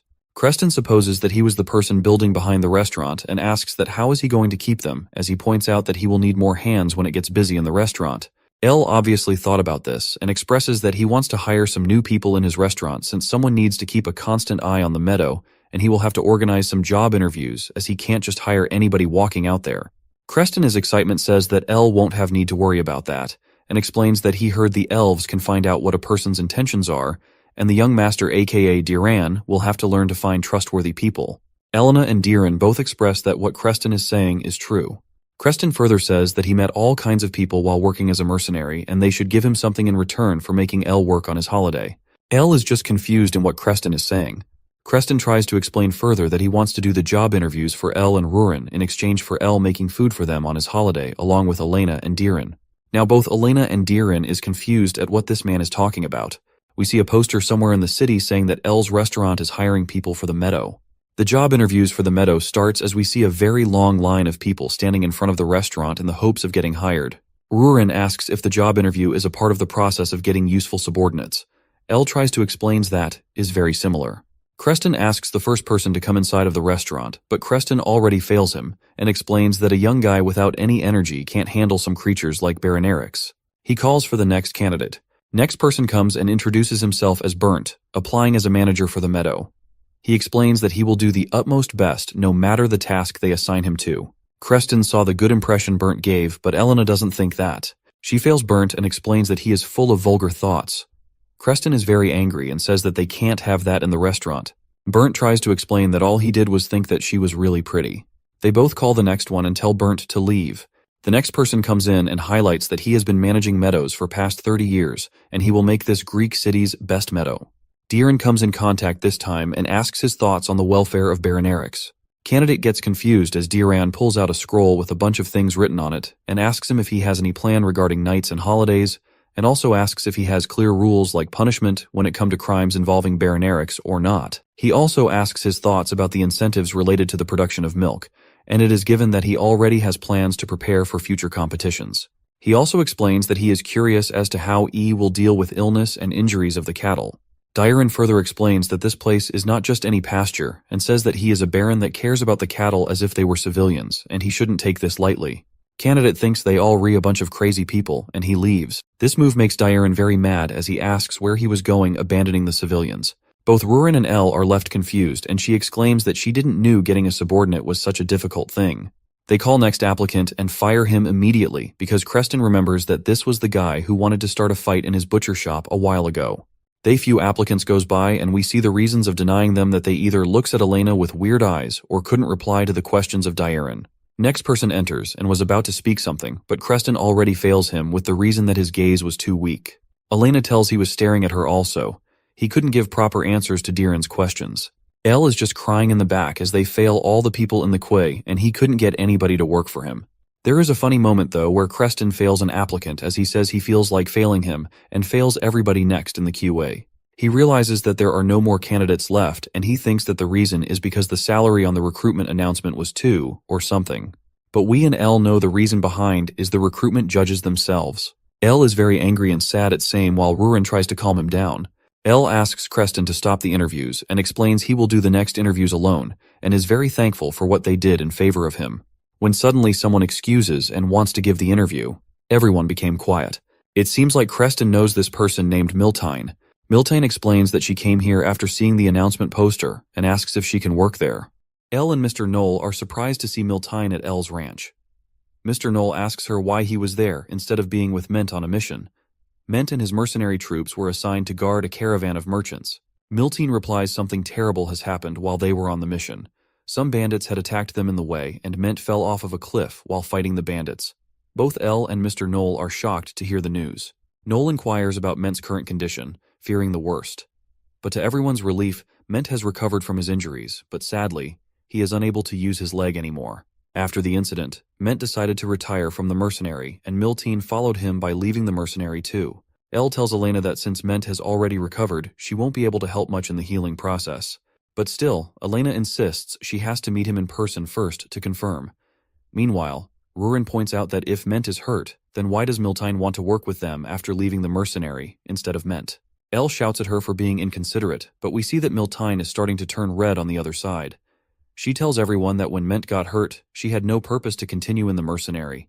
She wants to be with him all the time. She wants to work with him on a ranch together. Everyone is shocked by her revelation. She's clearly in love with Ment, and everyone can see it on her face. Knoll curiously asks about her age. She replies that she'll be turning 29 this year. So there's a 13-year age gap between her and Ment. Elle thinks it's probably okay to have such a big age gap and asks Elena if it's the same among elves too. Elena replies that it's not that simple, and it's a bit different in the case of elves. Miltine then adds that if she doesn't get to work on the ranch, she'll rather die starving in the streets. Rurin is impressed by her determination and accepts her offer. Elle is happy to have her and Ment work on their ranch too, but still, he asks Miltine if she has consulted with Ment yet. Miltine replies that she hasn't told Ment about it yet, as she is planning to tell him when she gets the first milk from the ranch on her own. Ment had taught her everything from fighting and bookkeeping in the mercenary. This time she wanted to be the one teaching about working on a ranch. Thus, she wants to work alone first. Everyone is impressed by her passion, and Elena remarks that the passion for love is indeed something else. Hearing Miltine's resolution, Elle also gets an idea of the perfect dish to prepare for Ment using milk from the ranch. The next day, Miltine joins Elle to work on the ranch. Miltine calls Elle manager and asks what she should be doing on her first day. Elle is surprised to be called manager, but he assigns her with the task of taking the cattle, the Baronerics, out of their fence to graze. Miltine heads over to the cattle fence. Initially, she thinks it won't be that hard taking the cattle out to graze, but it turns out that the simple process needs a lot of effort too. Even though the cattle are quite calm, they refuse to move an inch even after Miltine's repeated attempts to move them out. Then she is given the task to change the hooves of the cattle, as unlike wild Baronerics, domestic ones require hoof maintenance too. She fails in completing this task too, as the cattle simply kicked her away every time she tried changing their hooves. The next day she is given the task to dry out the hay for later use. But the cattle came running towards the hay to feast on them. Thus, Miltine fails this task too. After a few more days of hard work and failures, Miltine falls to the ground and is feeling disheartened. She was so confident before joining the ranch, but after working there for a few days, she feels that she is terrible at work. Just when she feels like giving up, the cattle approach her and give attention to her. They seem to have grown a liking to Miltine, and to reward her for her affection, they gave her a jar full of milk. Miltine rushes inside with the milk and calls out to Elle. He is surprised to see the milk, as he thinks that it would take her at least a week to fetch it. He tells Miltine to clean up and join him in the kitchen. When she asks Elle what they are preparing, he tells her that it's a special dish for Ment, a pizza with lots of cheese. Elle starts the preparations by pasteurizing the milk with heat carefully for 30 minutes. Then he adds some vinegar to curdle the milk. Rennet would have been better, but since they don't have it, they'll have to proceed with vinegar. After the milk coagulates, he cuts the curd and separates it from the whey to clump all together again. He directs Miltine to stretch and fold the curd mixed in brine and hot water to remove the trapped air bubbles to finally make some mozzarella cheese. Miltine wonders if it looks different from the cheese she has seen so far. Elle confirms that it looks different from the cheese found in their world. Elle teases Miltine by stating that one needs a special gift to confess. Since Ment loves food, a special dish will be a good gift to confess. Miltine is flustered hearing the word confession. She wasn't planning to confess anytime soon. Elle tells Miltine that even though he doesn't look the part, He used to be very popular among ladies. Everyone used to line up for him. Milteen is surprised by the revelation and wonders if Elle has had a lot of dating experience. But sadly, he doesn't. He tells her that the ladies simply left after lining up for him. But Elle shares that he knows in the case of love, sincerity always gets through, and that's what Milteen should put into the dish, ferment. Milteen is clueless, but still, she tries to put her sincerity into making the pizza. In the evening, Elle visits Ment's home with Noel and Elena. Ment is surprised to see them as he hasn't told them about his condition himself. Noel asks furiously why he hasn't told him about his accident, and Elle asks him how his rehabilitation is going. In the distance, we can see Milteen standing with the pizza they prepared earlier in hand. Elle asks Ment how he has been recovering now. Ment is embarrassed by their sudden visit as he wasn't looking forward to a celebration that night. Elle introduces Elena to Ment and tells him that she runs a clinic. Ment recognizes her instantly as the famous one. He questions them about how they knew about his injury since only the people from his mercenary group were supposed to know. Elle replies that it was someone from his group who told them about him, and Milteen enters the house with the pizza in hand. She asks Ment how he is feeling now. Elena proceeds to check Ment's injured leg, and after some healing, she asks Ment if he is feeling any better. Ment replies that he can move more comfortably now. Elena tells him that the healing process will take some time, but it will help in his recovery. Ment then turns his attention to Milteen. He asks her what she is planning to tell him. Milteen tries to muster up the courage to express her true feelings, but the moment of truth seems too nerve-wracking for her. She takes the help of the pizza to further delay her confession. She takes out the food in front of everybody and tells Ment she has prepared the dish for him with the help of Elle. When Ment opens the pizza box, we see that the toppings on the pizza are carefully placed in the shape of a heart. Everyone is surprised to see the pizza as they have never seen anything like that before. Milteen asks Ment if he finds the design pretty, indicating the heart-shaped design. But before she could finish, Ment takes out a slice to have a bite, thus breaking the shape and almost breaking Milteen's heart. Ment is surprised by the taste. Elle asks if the cheese is stretching well or not. Ment is even more surprised to learn that it's made of cheese. So far, he had assumed that cheese was nothing but spoiled milk sold in a corner of the market. He didn't know it could taste so good. He describes the taste of the pizza as savory, salty, and chewy, and calls it delicious. After Ment, others take their slices too, and love the taste. Milteen, while having a slice, is wondering if her mission to convey feelings through food is about to fail. After finishing the food, Ment praised Milteen, expressing surprise at her cooking skills. Someone then asked if he saw her in a new light now. Milteen asked Ment about his plans for the future, and he replied that he would have to think about it slowly while recovering completely. She then asked if he would like to work on Elle's ranch. Ment was surprised to learn that Elle owned a ranch too. Elle explained that it was a recent development venture for him and expressed his happiness at having Ment work there. Ment then asked Milteen if she was already working there and inquired about her job in the mercenary group. Milteen replied that she had quit the mercenary group after his accident. When Ment asked for the reason, Milteen realized that the moment of truth had finally arrived. Nervously, she replied that she wanted to be by his side from now onwards. Elle, Noel, and Elena were keenly observing their conversation, expecting something eventful. Ment accepted the offer to work on the ranch, but told her that he needed to recover completely from his injury first. Milteen was happy to hear this, thinking that he had understood her true feelings for him. To everyone's shock and disappointment, Ment's reaction was totally different. He proceeded to ask Milteen about finding a boyfriend for her since she had left the mercenary group. Milteen was clearly heartbroken, but tried hard to hide it on her face. Ment continued, stating that since she was in the mercenary group, he couldn't imagine her having a boyfriend. Now that she wasn't working there, he suggested she should try finding someone of her age to date. Noel was confused, wondering how things had turned out this way. Ment then thanked Elle for the offer and asked when he should join him on the ranch. Elle, confused by the turn of events, bluntly replied that Ment could join them when he fully recovered. Elle apologized to Milteen in his head and realized that maybe sincerity doesn't always get through. After leaving Ment's house, everyone told Milteen not to lose hope, assuring her that there would be more chances in the future while working together on the ranch. Milteen faked being okay in front of the others, but after parting ways, she couldn't hold back her tears. Later, it became evident that Ment had actually understood what Milteen was trying to convey, but he too was confused about how he should act after that. The next day, the town buzzed with a celebratory atmosphere as confetti flew everywhere, and royal musicians blew their horns to welcome special guests to the kingdom. The crown prince of the Rurin Empire, Leon Harris, had arrived for a visit. In his mind, he remarked that the town always seemed peaceful and unimpressive whenever he visited. As Leon made his way through the crowd, two ladies couldn't contain their excitement over his handsome looks. Casually, he invited them to meet him in his room later that night.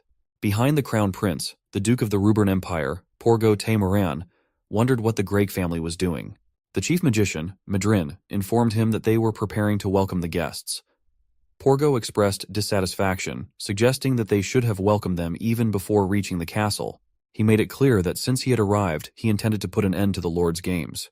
Inside the castle, the young Greg Rurin was getting ready to welcome the guests. He inquired about his father's condition from the butler, who sadly revealed that she wasn't doing well and was ill. The butler emphasized that the young Greg had to represent the family now and meet the guests in place of his father. He reminded him that every word he spoke represented the Greg family. With this in mind, the young Greg headed out to greet the guests. The Duke initiated the conversation by asking Rurin about his father's health. Rurin replied that he was still bedridden. Expressing sympathy, the Crown Prince recalled that Rurin's father had been quite close to Marquis Sarin. Rurin confirmed this, mentioning that they hadn't met for a while. The Crown Prince then informed Rurin that even Marquis Sarin wasn't healthy these days. The Duke entered the conversation, introducing the topic of changing ownership. Rurin was surprised by the statement. The Duke continued by telling Rurin that he was asking him to join them. He promised Rurin that, in exchange for joining hands with the Crown Prince, his territory would be safe under their protection, and he wouldn't have to worry about the politics involved. The Duke asked Rurin about his thoughts regarding the matter, but Rurin was at a loss for words because of the pressure. He replied firmly that he was not in a position to answer at the moment. The Duke then shifted the conversation to the problems of the flood prevention plan and the civil war going on in the bordering kingdoms. He added that they would have to increase taxes for Great City and other regions to make up for the expenses in solving these problems. Rurin questioned the Duke if it was a direct order from the capital. The Duke dismissed the question as meaningless, and added that everything was pretty much in the Crown Prince's hands at the moment. However, if Rurin accepted the previous offer, the consequences would be different. The Duke pressured the young boy further, trying to extract an answer from him. He emphasized that making difficult choices was common for people in his position and questioned why it was so hard for him to make a decision, stating that not answering was not an option. Young Rurin thought of an idea to relieve the pressure on him. He invited the Crown Prince and the Duke to a dinner party, informing them that he would give them an answer after the dinner party. The Crown Prince accepted the proposal, and the Duke asked Rurin if he could satisfy someone who eats the best dishes at the royal palace. With El's restaurant in mind, Rurin confidently asserted that the Crown Prince would definitely love the food in their city's finest restaurant. Meanwhile, at El's restaurant, El called out to Miltine, who was working on the ranch, to join them for something to eat. Inside the restaurant, El served 2 plates of fried rice to Rurin and Miltine. Rurin questioned El about her portion getting smaller every day. El assured her there was enough on the plate, but if she wanted more, there was plenty in the kitchen. Suddenly, a knight marched through the door, drawing his sword. He asked El if he was the owner of the restaurant. El, trying to keep the situation calm, asked the knight to sheath his sword as there were customers present. However, the knight persisted aggressively, putting the sword to El's neck and demanding him to kneel. El's patience was wearing thin, and he issued a final warning. The knight, ignoring the warning, continued shouting aggressively. El was on the verge of using a spell against the knight when a familiar voice intervened. The first Night Order Vice Commander, Dariant Obere, entered the restaurant and ordered the knight to stop. He apologized to El, addressing him as Mr. Ellison, and reprimanded his subordinates, punishing them outside. The knight who had drawn his sword expressed ignorance about El being a friend, and his friends scolded him for going overboard. Dariant apologized to El, explaining that he had sent his knights ahead of him, fearing El might disappear again. El reassured Dariant, asking him to drop the formalities, as he had already left the army. El then asked how long it had been since they last met. Dariant revealed it had been 5 years. Inside the restaurant, Miltine wondered about El's true identity after witnessing the scene. A flashback revealed El coming to the rescue of Dariant and his group in a battle 5 years ago. Dariant vividly remembered the day when monstrous creatures attacked them while holding their position on the battlefield. Ellison intervened, defeating all the monsters with his magic and leading them to victory. After the battle, when Dariant was offered a reward, he insisted on being punished instead of receiving the award and gave it to El. He remarked that honor is everything for a knight. However, he didn't think it through back then, and his wife was very upset that him not receive the award. Dariant was all about honor, but amidst all this, he forgot to take care of the people closest to him. El came to his help again, and after receiving the reward money, he sent it to Dariant's house. El laughed it off, saying that Dariant deserved the reward for putting his life on the line while defending the position. Dariant told El that he always wanted to return El's favor by doing something for him, but he had already left the army. So, when he heard that El had opened a restaurant in Great City, he wanted to help him out there. He told El that if he closed every other restaurant in Great City, El's restaurant would turn out to be the best. With this, he called his knights and rushed towards the town. Elle was shocked at Darian's plan and shouted at him to stop. Meanwhile, Rurin was on his way to the restaurant along with the Crown Prince and the Duke. The Duke asked the Crown Prince if he was really going to have dinner in a common restaurant for the evening. The Crown Prince replied that since the young Count had recommended the place himself, he was looking forward to having dinner at the restaurant. The Duke then emphasized the fact that they should have at least called up their knights to accompany them on the route, as the circumstances were quite dangerous these days. The Crown Prince told him that he had relieved the knights from their duties until dinner time, so it wouldn't look good if he took back his words, and they didn't have to worry as they already had the powerful Archmage Madrine by their side. All of a sudden, arrows were fired in the Crown Prince's direction, but they were blocked by a magic shield created by Madrine. The attackers revealed themselves and demanded to hand over the Crown Prince, but the Duke ordered Madrine to finish all of them. The attackers recognized Madrine, but their leader made it clear that there would be no change of plans, and they jumped at her to attack. Madrine easily defeated the attackers and showed them the difference in their power levels. The Crown Prince is impressed by Madrine and calls her the mightiest mage in the whole empire. He exclaims that with her by his side, even dragons can't harm him. One of the attackers survives her massive attack, and she asks the Crown Prince what to do with him. The Crown Prince orders her to finish him off too, and with a snap of a finger, she completes the task. Rurin, having witnessed everything, realizes that the rumors of Madrine being the only 7th grade mage in the kingdom, capable of fighting a whole army on her own, are indeed true. Back in the restaurant, we see that Elle has used his magic to restrain Darian and stop him from destroying other restaurants in town. He states that Darian has always had a habit of not looking back when he gets excited and starts running. Elle asks him if this reminds him of the old days. Darian stands up and tells his knights to get back to their original position. Seeing Elle restraining Darian so effortlessly, his subordinates can't help but wonder how powerful Elle is. Darian tells Elle that he still holds on to his words as he wants to return Elle's favor. But Elle tells him that if he goes on destroying other restaurants, how will that make him a good knight? Darian corrects Elle by telling him that he was actually planning to tell the customers of other restaurants that their food has worms. He didn't mean to destroy them. Elle remarks that it's quite a creative idea, but not something he'd like Darian to do. Darian then promises Elle that he will think of something better. Darian then notices the arrival of the Crown Prince from the corner of his eyes. He orders his knights to get information instantly. The Crown Prince is surprised to see Darian there too. Darian greets the Crown Prince and states that he thought the Crown Prince would be at the castle. The Crown Prince too expresses being surprised. The Crown Prince tells him that he is there to have dinner at Elle's restaurant as the great city's young count has recommended the place himself. He adds that since he can't travel alone, he has brought company with him, indicating the Duke and Archmage Madrine. Elle recognizes Madrine right away. The Crown Prince then greets Elle, inquiring if he is the owner of the restaurant. Elle agrees and greets him warmly. Elle realizes that since the Crown Prince is in town, that justifies the presence of the First Order Knights. The Crown Prince tells Elle that he is looking forward to the food that can even make a royal go crazy. The Crown Prince notices that the dress Elle is wearing is the one old Imperial mages used to wear. Elle clears his confusion by telling them that he used to serve in the Mage Legion in the past, and he is only wearing it for comfort now. On knowing that Elle used to be in the Mage Legion, the Crown Prince asks him if he knew Madrine from before, pointing towards her. He tells him that she is a 7th class Archmage, and if he was in the Legion, he would certainly recognize her. Madrine recognizes Elle too, but is too scared to speak out his name. The Duke wonders why they are wasting their time in such a shabby-looking restaurant, and tells Madrine that the Crown Prince is calling her name. He adds that if she is feeling overworked for the day, she can go and rest for a while. Madrine apologizes for her absent-mindedness and gets down from her horse. She slowly walks towards Elle with haunting flashbacks of Elle from the past. She recalls how powerful Elle was and realizes that she must act wisely to save everyone from danger. Before she could speak to Elle initiates the conversation and tells her that he doesn't think they have met before. Madrine realizes that Ellison is trying to fake not knowing each other so as not to cause any trouble. She decides to play along and tells the Crown Prince that she has never met Elle before. The Crown Prince seems to be disappointed by this. She adds that having the Crown Prince as a guest should be a great honor, and he should start preparing the food right away, hoping that since they are faking it, Elle won't mind some rudeness from her. The guests enter the restaurant, and Miltine is still wondering about Elle's true identity while working outside on the ranch. As the guests take their seats inside, the Crown Prince expresses how the restaurant looks cleaner than he thought it would be. The Duke supports his claim too. Madrine also adds that the interior does look decent for an ordinary restaurant. Elle exclaims that he wasn't expecting such distinguished guests for the day. If they had known beforehand, he would have prepared something special for them.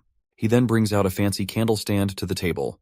The Crown Prince replies that it's fine as the only thing that matters in a restaurant is the quality of the food served. Elle decides to ask the Crown Prince about why he was there to have dinner in an ordinary restaurant. The Crown Prince tells Elle that he is looking forward to the food that can make even a royal go crazy, as suggested by the young Count of Great City himself, pointing towards Rurin. Elle finally realizes the type of situation he is in right now. With his father ill, Great City is on shaky grounds, and after not being able to handle the pressure of the power struggle, young Rurin has turned to Elle, seeking help. Elle looks around and recalls that the Duke sitting next to the Crown Prince is a power-hungry noble. He hates that he has to be in this situation, but he decides to help the kid, regardless. The Crown Prince then puts forward a shocking proposal in front of young Rurin. He calls him Great Boy and tells him that if he has so much confidence in Elle's restaurant, he should have some faith in them too. He tells Rurin that they should put a bet on the food. He explains that Elle must bring something that surprises the Crown Prince. If he fails to do so, Rurin will have to run around Great City without his clothes on. Rurin is shocked by the terms of the bet, but the Crown Prince pressurizes him further by adding that if he has so much confidence in Elle's cooking skills, he shouldn't be worrying about the terms of the bet. Elle breaks the tense situation by announcing that he will bring in the food quickly. The Crown Prince considers this as an acceptance of his bet. Elle thinks hard about what to prepare. As being royalty, the Crown Prince must have had all sorts of delicacies. It would be a difficult task to prepare something that would amaze him and the Duke. He decides to prepare mutton mushroom soup first as an appetizer to try his luck. The Crown Prince takes a spoonful of the soup to taste it. He expresses that the smell is good, and the taste is delicious too, but it's not something extraordinary. He has had many mutton mushroom soups before, and this dish simply doesn't amaze him much. The Duke too shares the same opinion. Elle realizes that things are not going his way, so he is hoping for help. He expresses that he would like to hear everyone's opinions at the table. He had left a message for Madrine in her soup bowl, asking for a hot opinion. Madrine sees the message and out of fear she overacts, surprising everyone. After having a spoonful, she announces that the soup is delicious and describes Elle's cooking skills as 7th-class magic in the culinary world, and then corrects it by calling it not 7th, but 9th-class magic. Elle is taken aback by her overacting too, and he feels like killing her right now. The Crown Prince was very shocked at Madrine's reaction. He said that if she liked it so much, he would try it too. At the same time, Rurin also decided to try the soup. He was very curious as to why the Archmage himself had such a strong reaction to it. After tasting the soup, he noted that it was really good, and if not for the awkward atmosphere, he would have asked for more. However, he had doubts that the Archmage's reaction was due to the taste. After all, it was hard to believe that the royal mage had never tasted mushroom soup. But then there was another question. What had influenced Madrine to have such a reaction? After all, very few people in this world would be able to subdue a Class 7 mage. However, he still had one guess.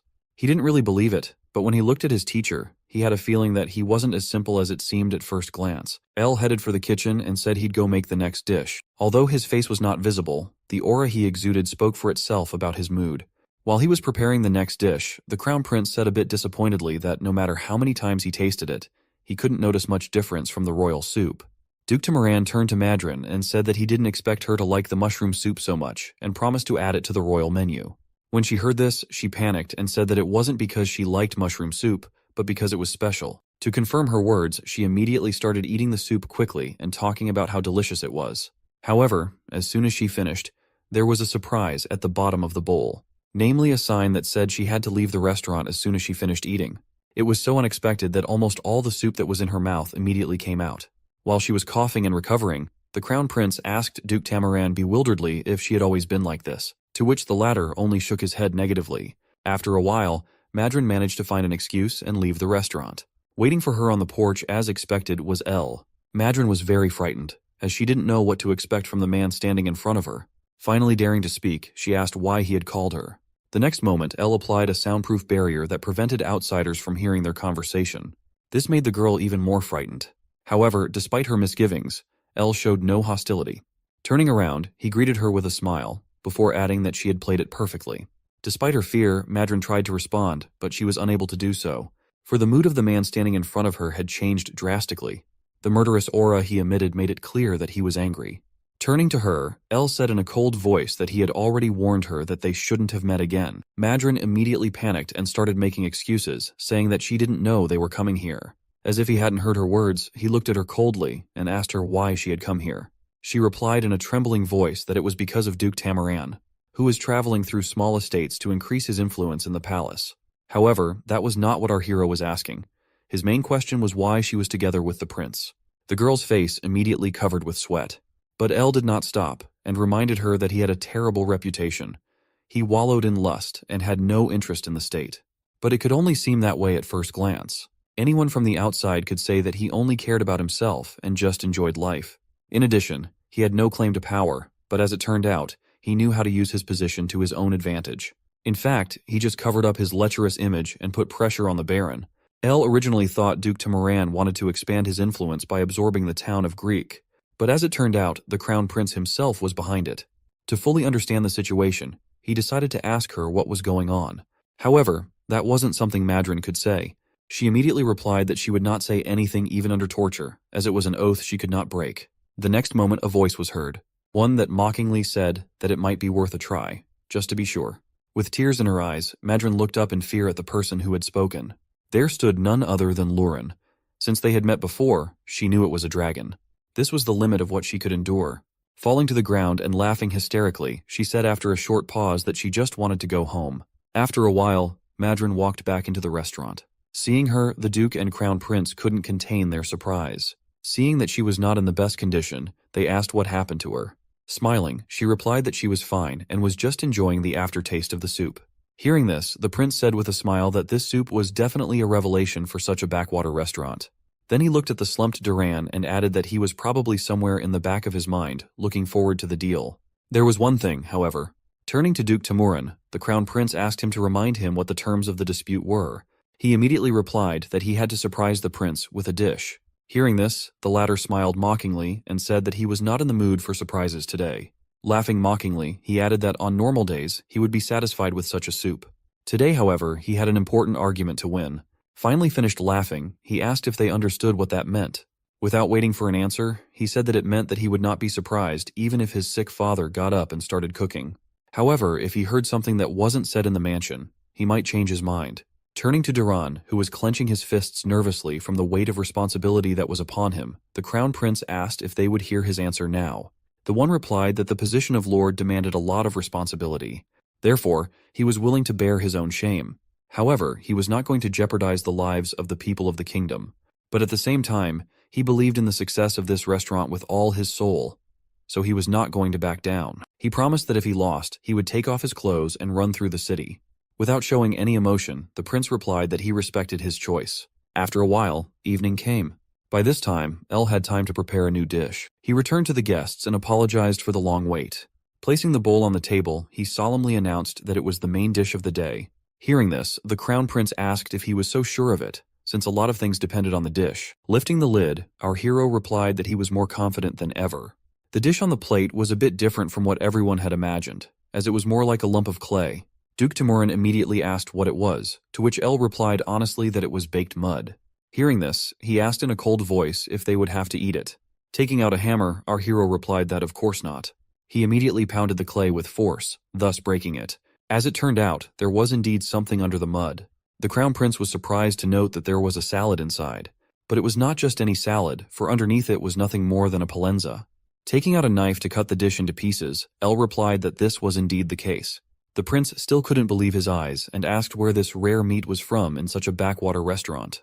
Ignoring the rudeness, our hero replied that he rarely cooked it, but today was a special day. Cutting off juicy pieces of meat, he added that the outside of the dish looks like a mountain of dirt, and not everyone would know what it was. The thing was, there was a little surprise in the dish. While El was saying all this, the prince listened in silence. It was as if he began to guess what our hero was trying to tell him between the lines. With a bright smile, El added that the surprise was impossible to see unless you knew what the dish really looked like. For as soon as the sticky dirt peeled off, the juicy meat of the polenta was revealed. Acting as if he didn't understand, the Crown Prince asked our hero what he was talking about. Holding a piece of clay in his hand, he replied that he wasn't saying what it was all about, as it was just a dish. However, the next moment he said that he must have been familiar with the mass expulsion of nobles to strengthen the royal power, because it was very similar to the prince's jerk. From the prince's reaction, it was immediately clear that he didn't expect to be caught out so easily. To say nothing of the prince, everyone in the room was shocked by El's words. Without intending to stop, he added that the secret of the dish could not be revealed so easily. He looked at the Crown Prince, who had nothing but horror on his face, and asked if he agreed with him. El continued his thoughts and said that the empire had lost control of the capital because of the Dragon War, and the emperor had only been able to consolidate his power in a few cities. And to avoid a coup, with the emperor's power at an all-time low and the aristocracy on the rise, the Crown Prince had to find a way out. and that way out was to spread his power. The prince continued to sit with terror on his face. He felt completely defenseless as some restaurant owner saw right through him. "Look at me, I'm not interested in power, I'm completely harmless. I'm only interested in booze and money." Turning to everyone, El asked if this reminded them of anything. Duke Timorin, who was no longer able to listen to all this, asked if he was in his right mind and if he knew what he was talking about. As if not hearing his words, our hero replied that if they were willing to listen to more, he would be happy to tell them, as it would only get more interesting. He said that His Highness was actually pretending to regain his lost power. He began to slowly gather an army and prepare a strike against the nobles. Then smiling, he asked those present what they thought was going to happen next. However, the Duke didn't let anyone say anything. Abruptly jumping up from his seat, he called out to the commander of Darient's warriors in a fierce voice. The latter instantly opened the door and excitedly inquired about what had happened. Turning to our hero, Duke Timorin said in a cold voice that it was a curious theory, but he still didn't understand anything at all. Then he added that it still didn't matter anyway, because this restaurant as its owner was finished. Poor Darient was not at all happy to follow such an order. All he could do was wonder what Mr. Ellison had done. El grinned and asked if they thought they could get rid of him, to which Herzog immediately replied that talkers should have their tongues cut out. He immediately ordered Madrin to force our hero to kneel down. She was ready to do it herself, as long as she didn't follow the order. In a trembling voice, she replied that she could not do it. Hearing this, he angrily asked what was the matter. While Duke Timorin was trying to understand what was going on, El said with a smile that he understood everything. These words made the Duke even more angry, and he said that you want that person to be stripped of his head immediately.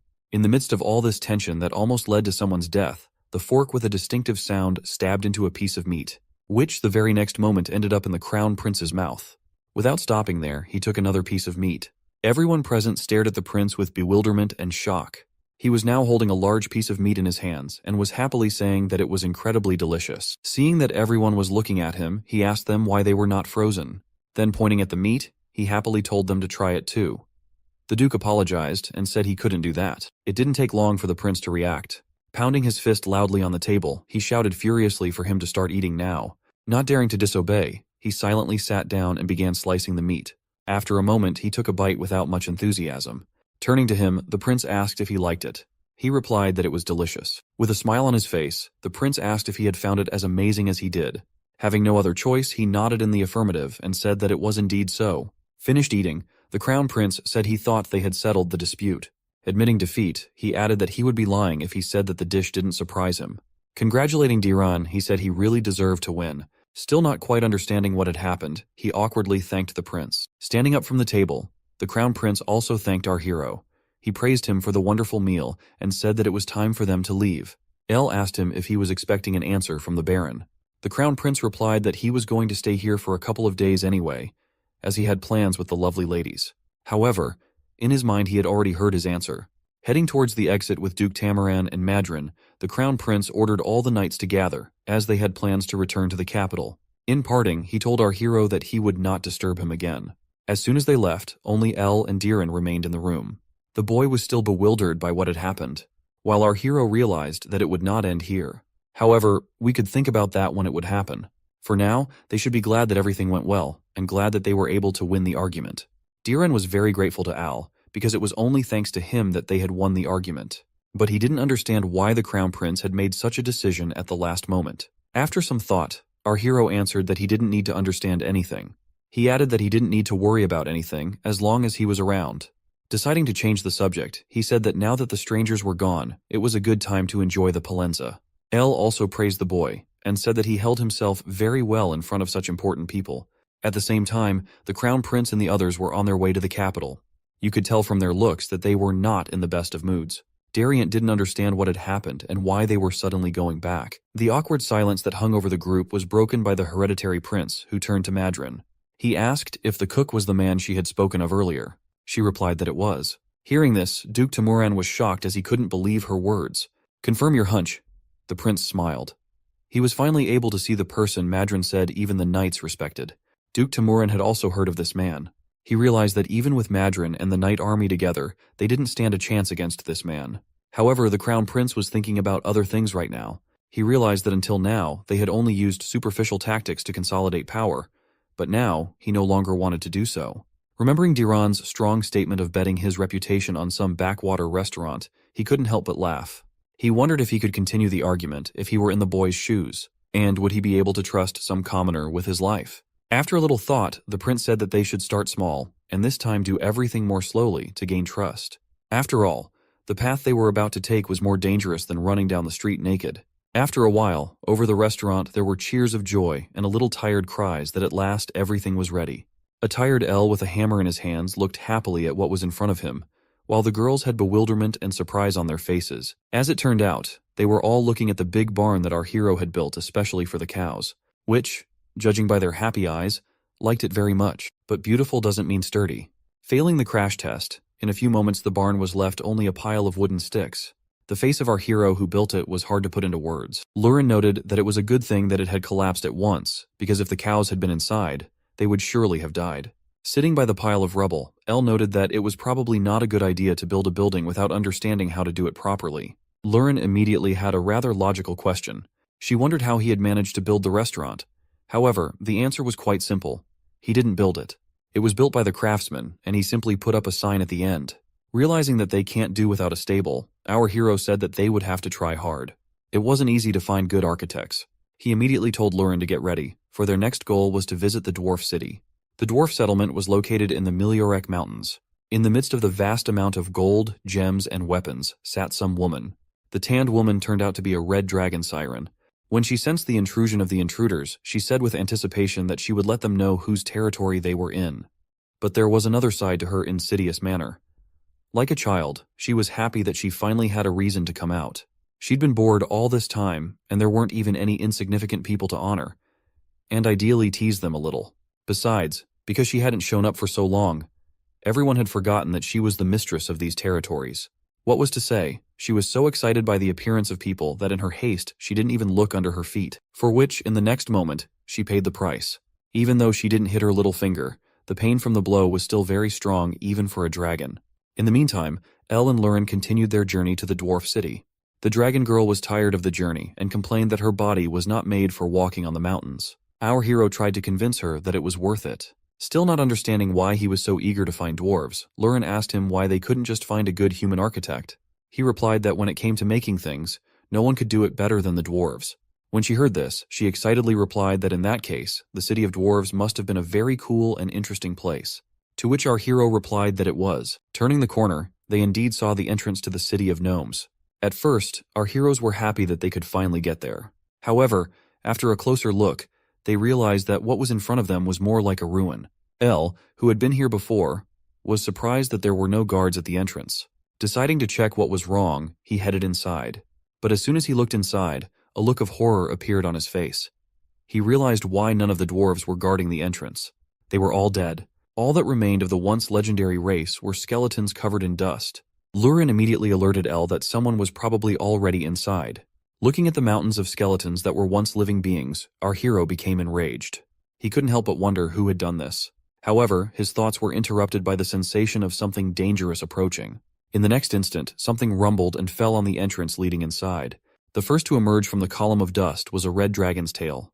Looking at Rurin, the owner of the tail was surprised to see that she was of the same race as Rurin. But her strength was not at the proper level, which was very disappointing. In front of our heroes was indeed a huge red dragon called Siren, who was showing who was in charge with her entire appearance. Smiling mockingly, Siren said she wondered who dared to invade her territory, but as it turned out, it was only one person and a juvenile dragon. From the moment the dragon appeared, Elle only stood silently. Although no emotion could be seen on his face, one could clearly tell from the atmosphere around him that he was in a bad mood. He was rarely this angry, however, what he saw was enough for that. Greeting Serene, he asked her in a cold voice, "Did you do it?"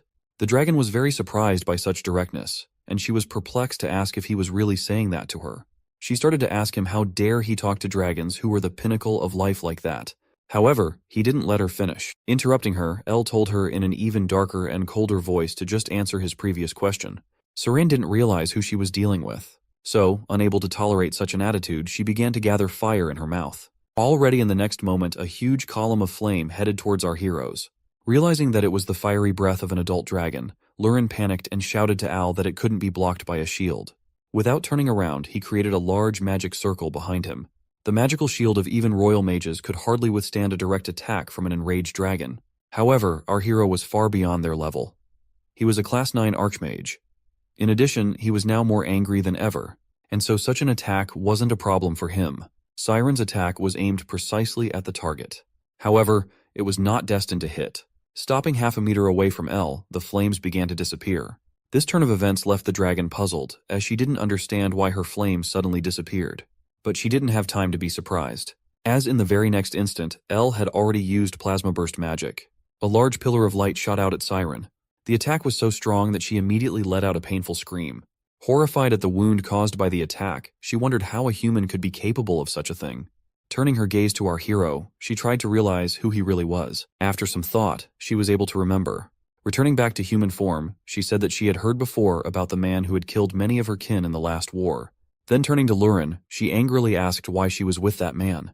Elle wasn't going to listen to any of this and reminded her that he had asked her the question first. And if she wasn't going to answer, he wasn't going to be nice to her either. He immediately conjured up another magic circle, which sent shivers down Siren's spine. Realizing that she might die at this rate, she panicked and replied that she hadn't done anything, and that when she came here, everything was already destroyed. Hearing this, Elle stopped, even though he was angry. But he wasn't about to kill someone who had nothing to do with it. Serene immediately began to justify herself and tearfully apologized for being so rude to them. She also added that she hadn't seen a single living dwarf since coming here. With a painful groan, she rose to her feet and added that she could not say for sure whether the dwarves were alive or not, for there was a huge door inside which she had not been able to open. Hearing this, our hero immediately inquired what the door was and where it was located. Seeing his interest, Serene saw this question as her chance. A moment later, there was no trace of her pained and frightened look. Walking up to Al, she said in a sweet voice that she could take him there. Then she added that it would be more fun than walking with the baby. But her plans were quickly cut short by a kick from Rurin, who shouted furiously that Elle belonged to her and kicked her in the leg.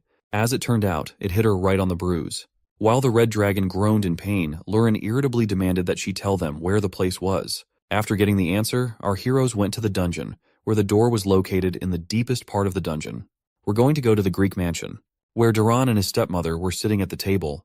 Turning to his mother, Diran told her that the crown prince and Count Tamaran had returned to the capital. When she heard this, she had little reaction. Bringing his fork to his mouth, he said that he had heard that she had not been feeling well lately, so he wanted to know if she was all right now.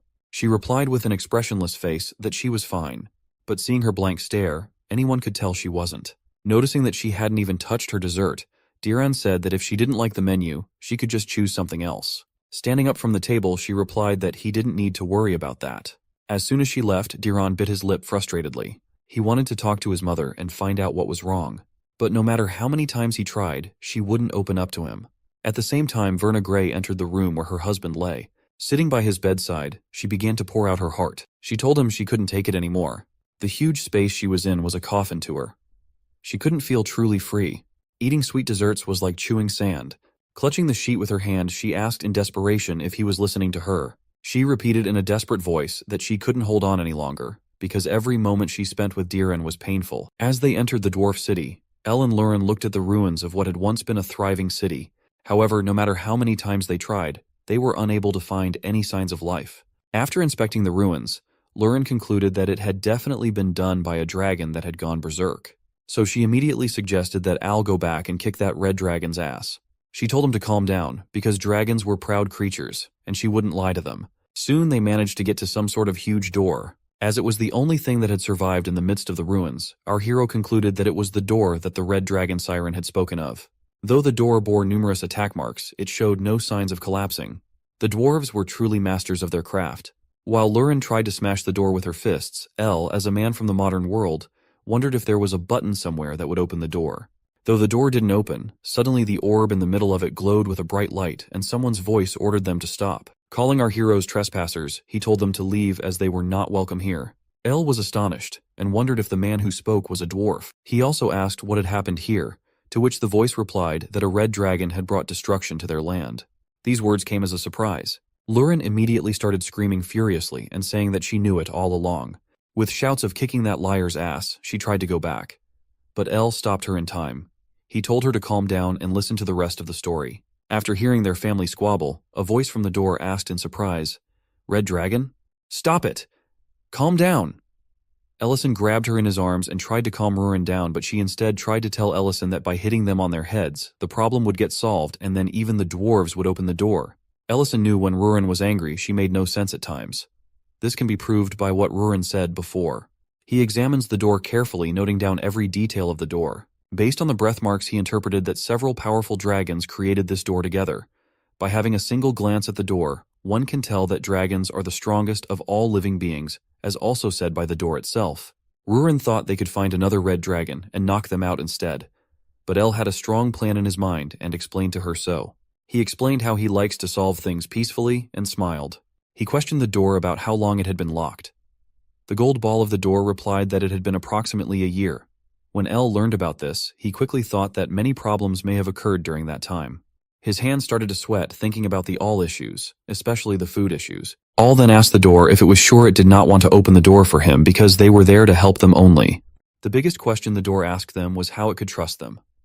It asked what was the proof that they were not the subordinates of a red dragon that destroyed their land. Unfortunately, they had no proof as they half-killed the last red dragon. Ellison got into some thoughts, but the black dragon that is Rurin asked the door if they looked like some subordinates of a red dragon to it. Rurin was saying something when her mouth was covered by Ellison respecting the door's decision.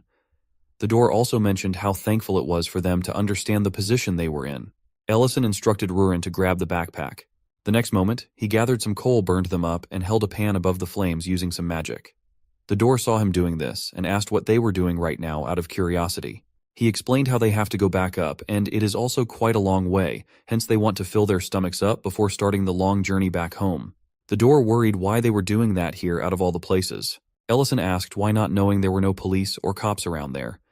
Then he asked Rurin to get something from the backpack.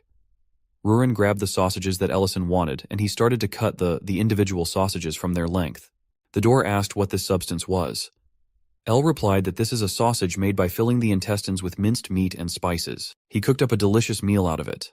While it cooked, both of them mentioned how good it smelled. The door did not seem happy because they were underground, so the smell wouldn't disappear. Ellison goofily replied that it was a good thing because they could now smell the delicious smell longer. The door started to freak out about this smell and believed that they did not have any empathy. Someone in the background asked their chief, aka the door, to ask our heroes for a bite from their dish because they couldn't resist the aromatic smell. The chief tried to shut them up, but the smell was too powerful. Rurin finally guessed what Ellison's plan was from the start. El explained how they brought these food items to give them to the dwarfs as a present from the beginning, but according to the current situation, this was an impossible task. However, he wanted to know what happened and confronted the chief about it. Upon receiving no reply from the chief, Ellison quickly opened a bag and pulled out a large-sized can of beer. The dwarfs did not know anything about the can and its positive pressure to keep the beer preserved, and hence asked what was that sound that came when Ellison opened the can. He told the door that since he salted these sausages trying to make them last for as long as possible, it goes along well with a can of beer. Both Rurin and Ellison touched their can and enjoyed the food. As soon as Ellison asked permission to start enjoying their food, the door opened and Ellison smirked a little. The door excused if they could have one bite. The next moment, there were 7 delicious sausages on the frying pan getting cooked for the dwarves. Dwarfs' mouths watered unlimitedly watching those delicious sausages cook. Ellison guessed that they hadn't had a full meal in a while and knew that they had trouble with food shortages. He plated all the sausages for the dwarfs and gave them to them. He asked them to not swallow the food in a hurry because it could return into a choke. The dwarfs probably did not care as they hadn't had such good food and dug right in. Upon a single bite, their face quickly lit up, and the first words they spoke were how good the food tasted. The goggled dwarf even liked the beer and enjoyed the food. They also murmured about having to eat such meals again, while quickly emptying the frying pan full of sausages. The intelligent Ellison the Archmage said that he shouldn't give starving people alcohol, but he quickly changed his mind when he remembered that the dwarfs were not completely starving, and dwarfs also have a high alcohol tolerance. He asked the chief how the food tasted because he was the one ranting about the food being poisoned before. The chief replied that they all owed him a big one, as the food was great. Ellison was relieved and asked the chief to share the sausages with other dwarves as well. Then he came to the point and asked if there was a dwarf named Gultazar in there. The chief freaked out and asked how he knew about that name. Ellison replied that he met him once in the past, and there was something he wanted to tell the man. The chief understood that they knew each other and asked him to follow him as he wanted to personally lead them to him. Rurin kept putting the uncooked sausages on the pan and shouted that there were more of them. All the drunk dwarfs also enjoyed the moment. The dwarf leads them to the man through the little cave of theirs. All the people in the town were scared of the humans, and the older people advised the young ones to stay inside. The chief led them to a massive house made out of stones and wood which was guarded by two well-armored and powerful-looking dwarf guards. The chief kneeled and informed Gultazar about a human wanting to meet him. While the chief was doing this, Ellison asked if Rurin distributed all the sausages, to which she replied, "Of course she did." A sound from the inside ordered them to come inside the house. Ellison entered the house and said that it had been a while. Gultazar was an old dwarf with a big and long white beard and hair. The old dude also agreed that it really had been a while. They continued to show sadness upon meeting under these harsh circumstances. Gultazar also pointed out how Rurin was a noble being. He coughed a little and said that he was familiar with that aura of Rurin. The chief wondered who these two people were because the master guitar was speaking so formally with them. Gultazar asked what was the thing Ellison wanted to tell him. Ellison replied that Gultazar already knew what they were after and wanted to know about whatever happened here with an intense concerned look on his face. He asked, how did this famous dwarf mine that was doing well ended up in ruins? Gultazar sweated a bit, then finally revealed that it was because of an attack by the Red Dragon with his shaky voice. He continued that they defended themselves desperately, but it was not enough. In the end, only a few remaining survivors remained to guard this place. Remembering the Red Dragon from earlier, he asked if the Red Dragon who destroyed all their area happened to have red hair and horns that grew backwards. The old fellow replied that it was not just one, and they were attacked by a group of red dragons. The door with dragon claw marks came into Ellison's mind as he found out his assumption was correct. But he couldn't figure out one thing, which was that the red dragons who generally have big egos team up unless all of them went insane for some reason. He figured out that they probably had a goal that was more important than their egos. His powers told him that there was something around here. Both the chief of the dwarfs and the old Gultazar himself got a little stunned when they heard this. Gultazar then pressed a red button, which was located at the bottom of his round table, while saying that it should be fine to tell since it was a familiar person in front of him. He asked Ellison and Rurin to follow him inside a secret room that just opened after that press of the button and moving of the rack next to Gultazar's chair. He said that he had something to show them. He explained that this was not the first time they were attacked by red dragons while taking both of them through the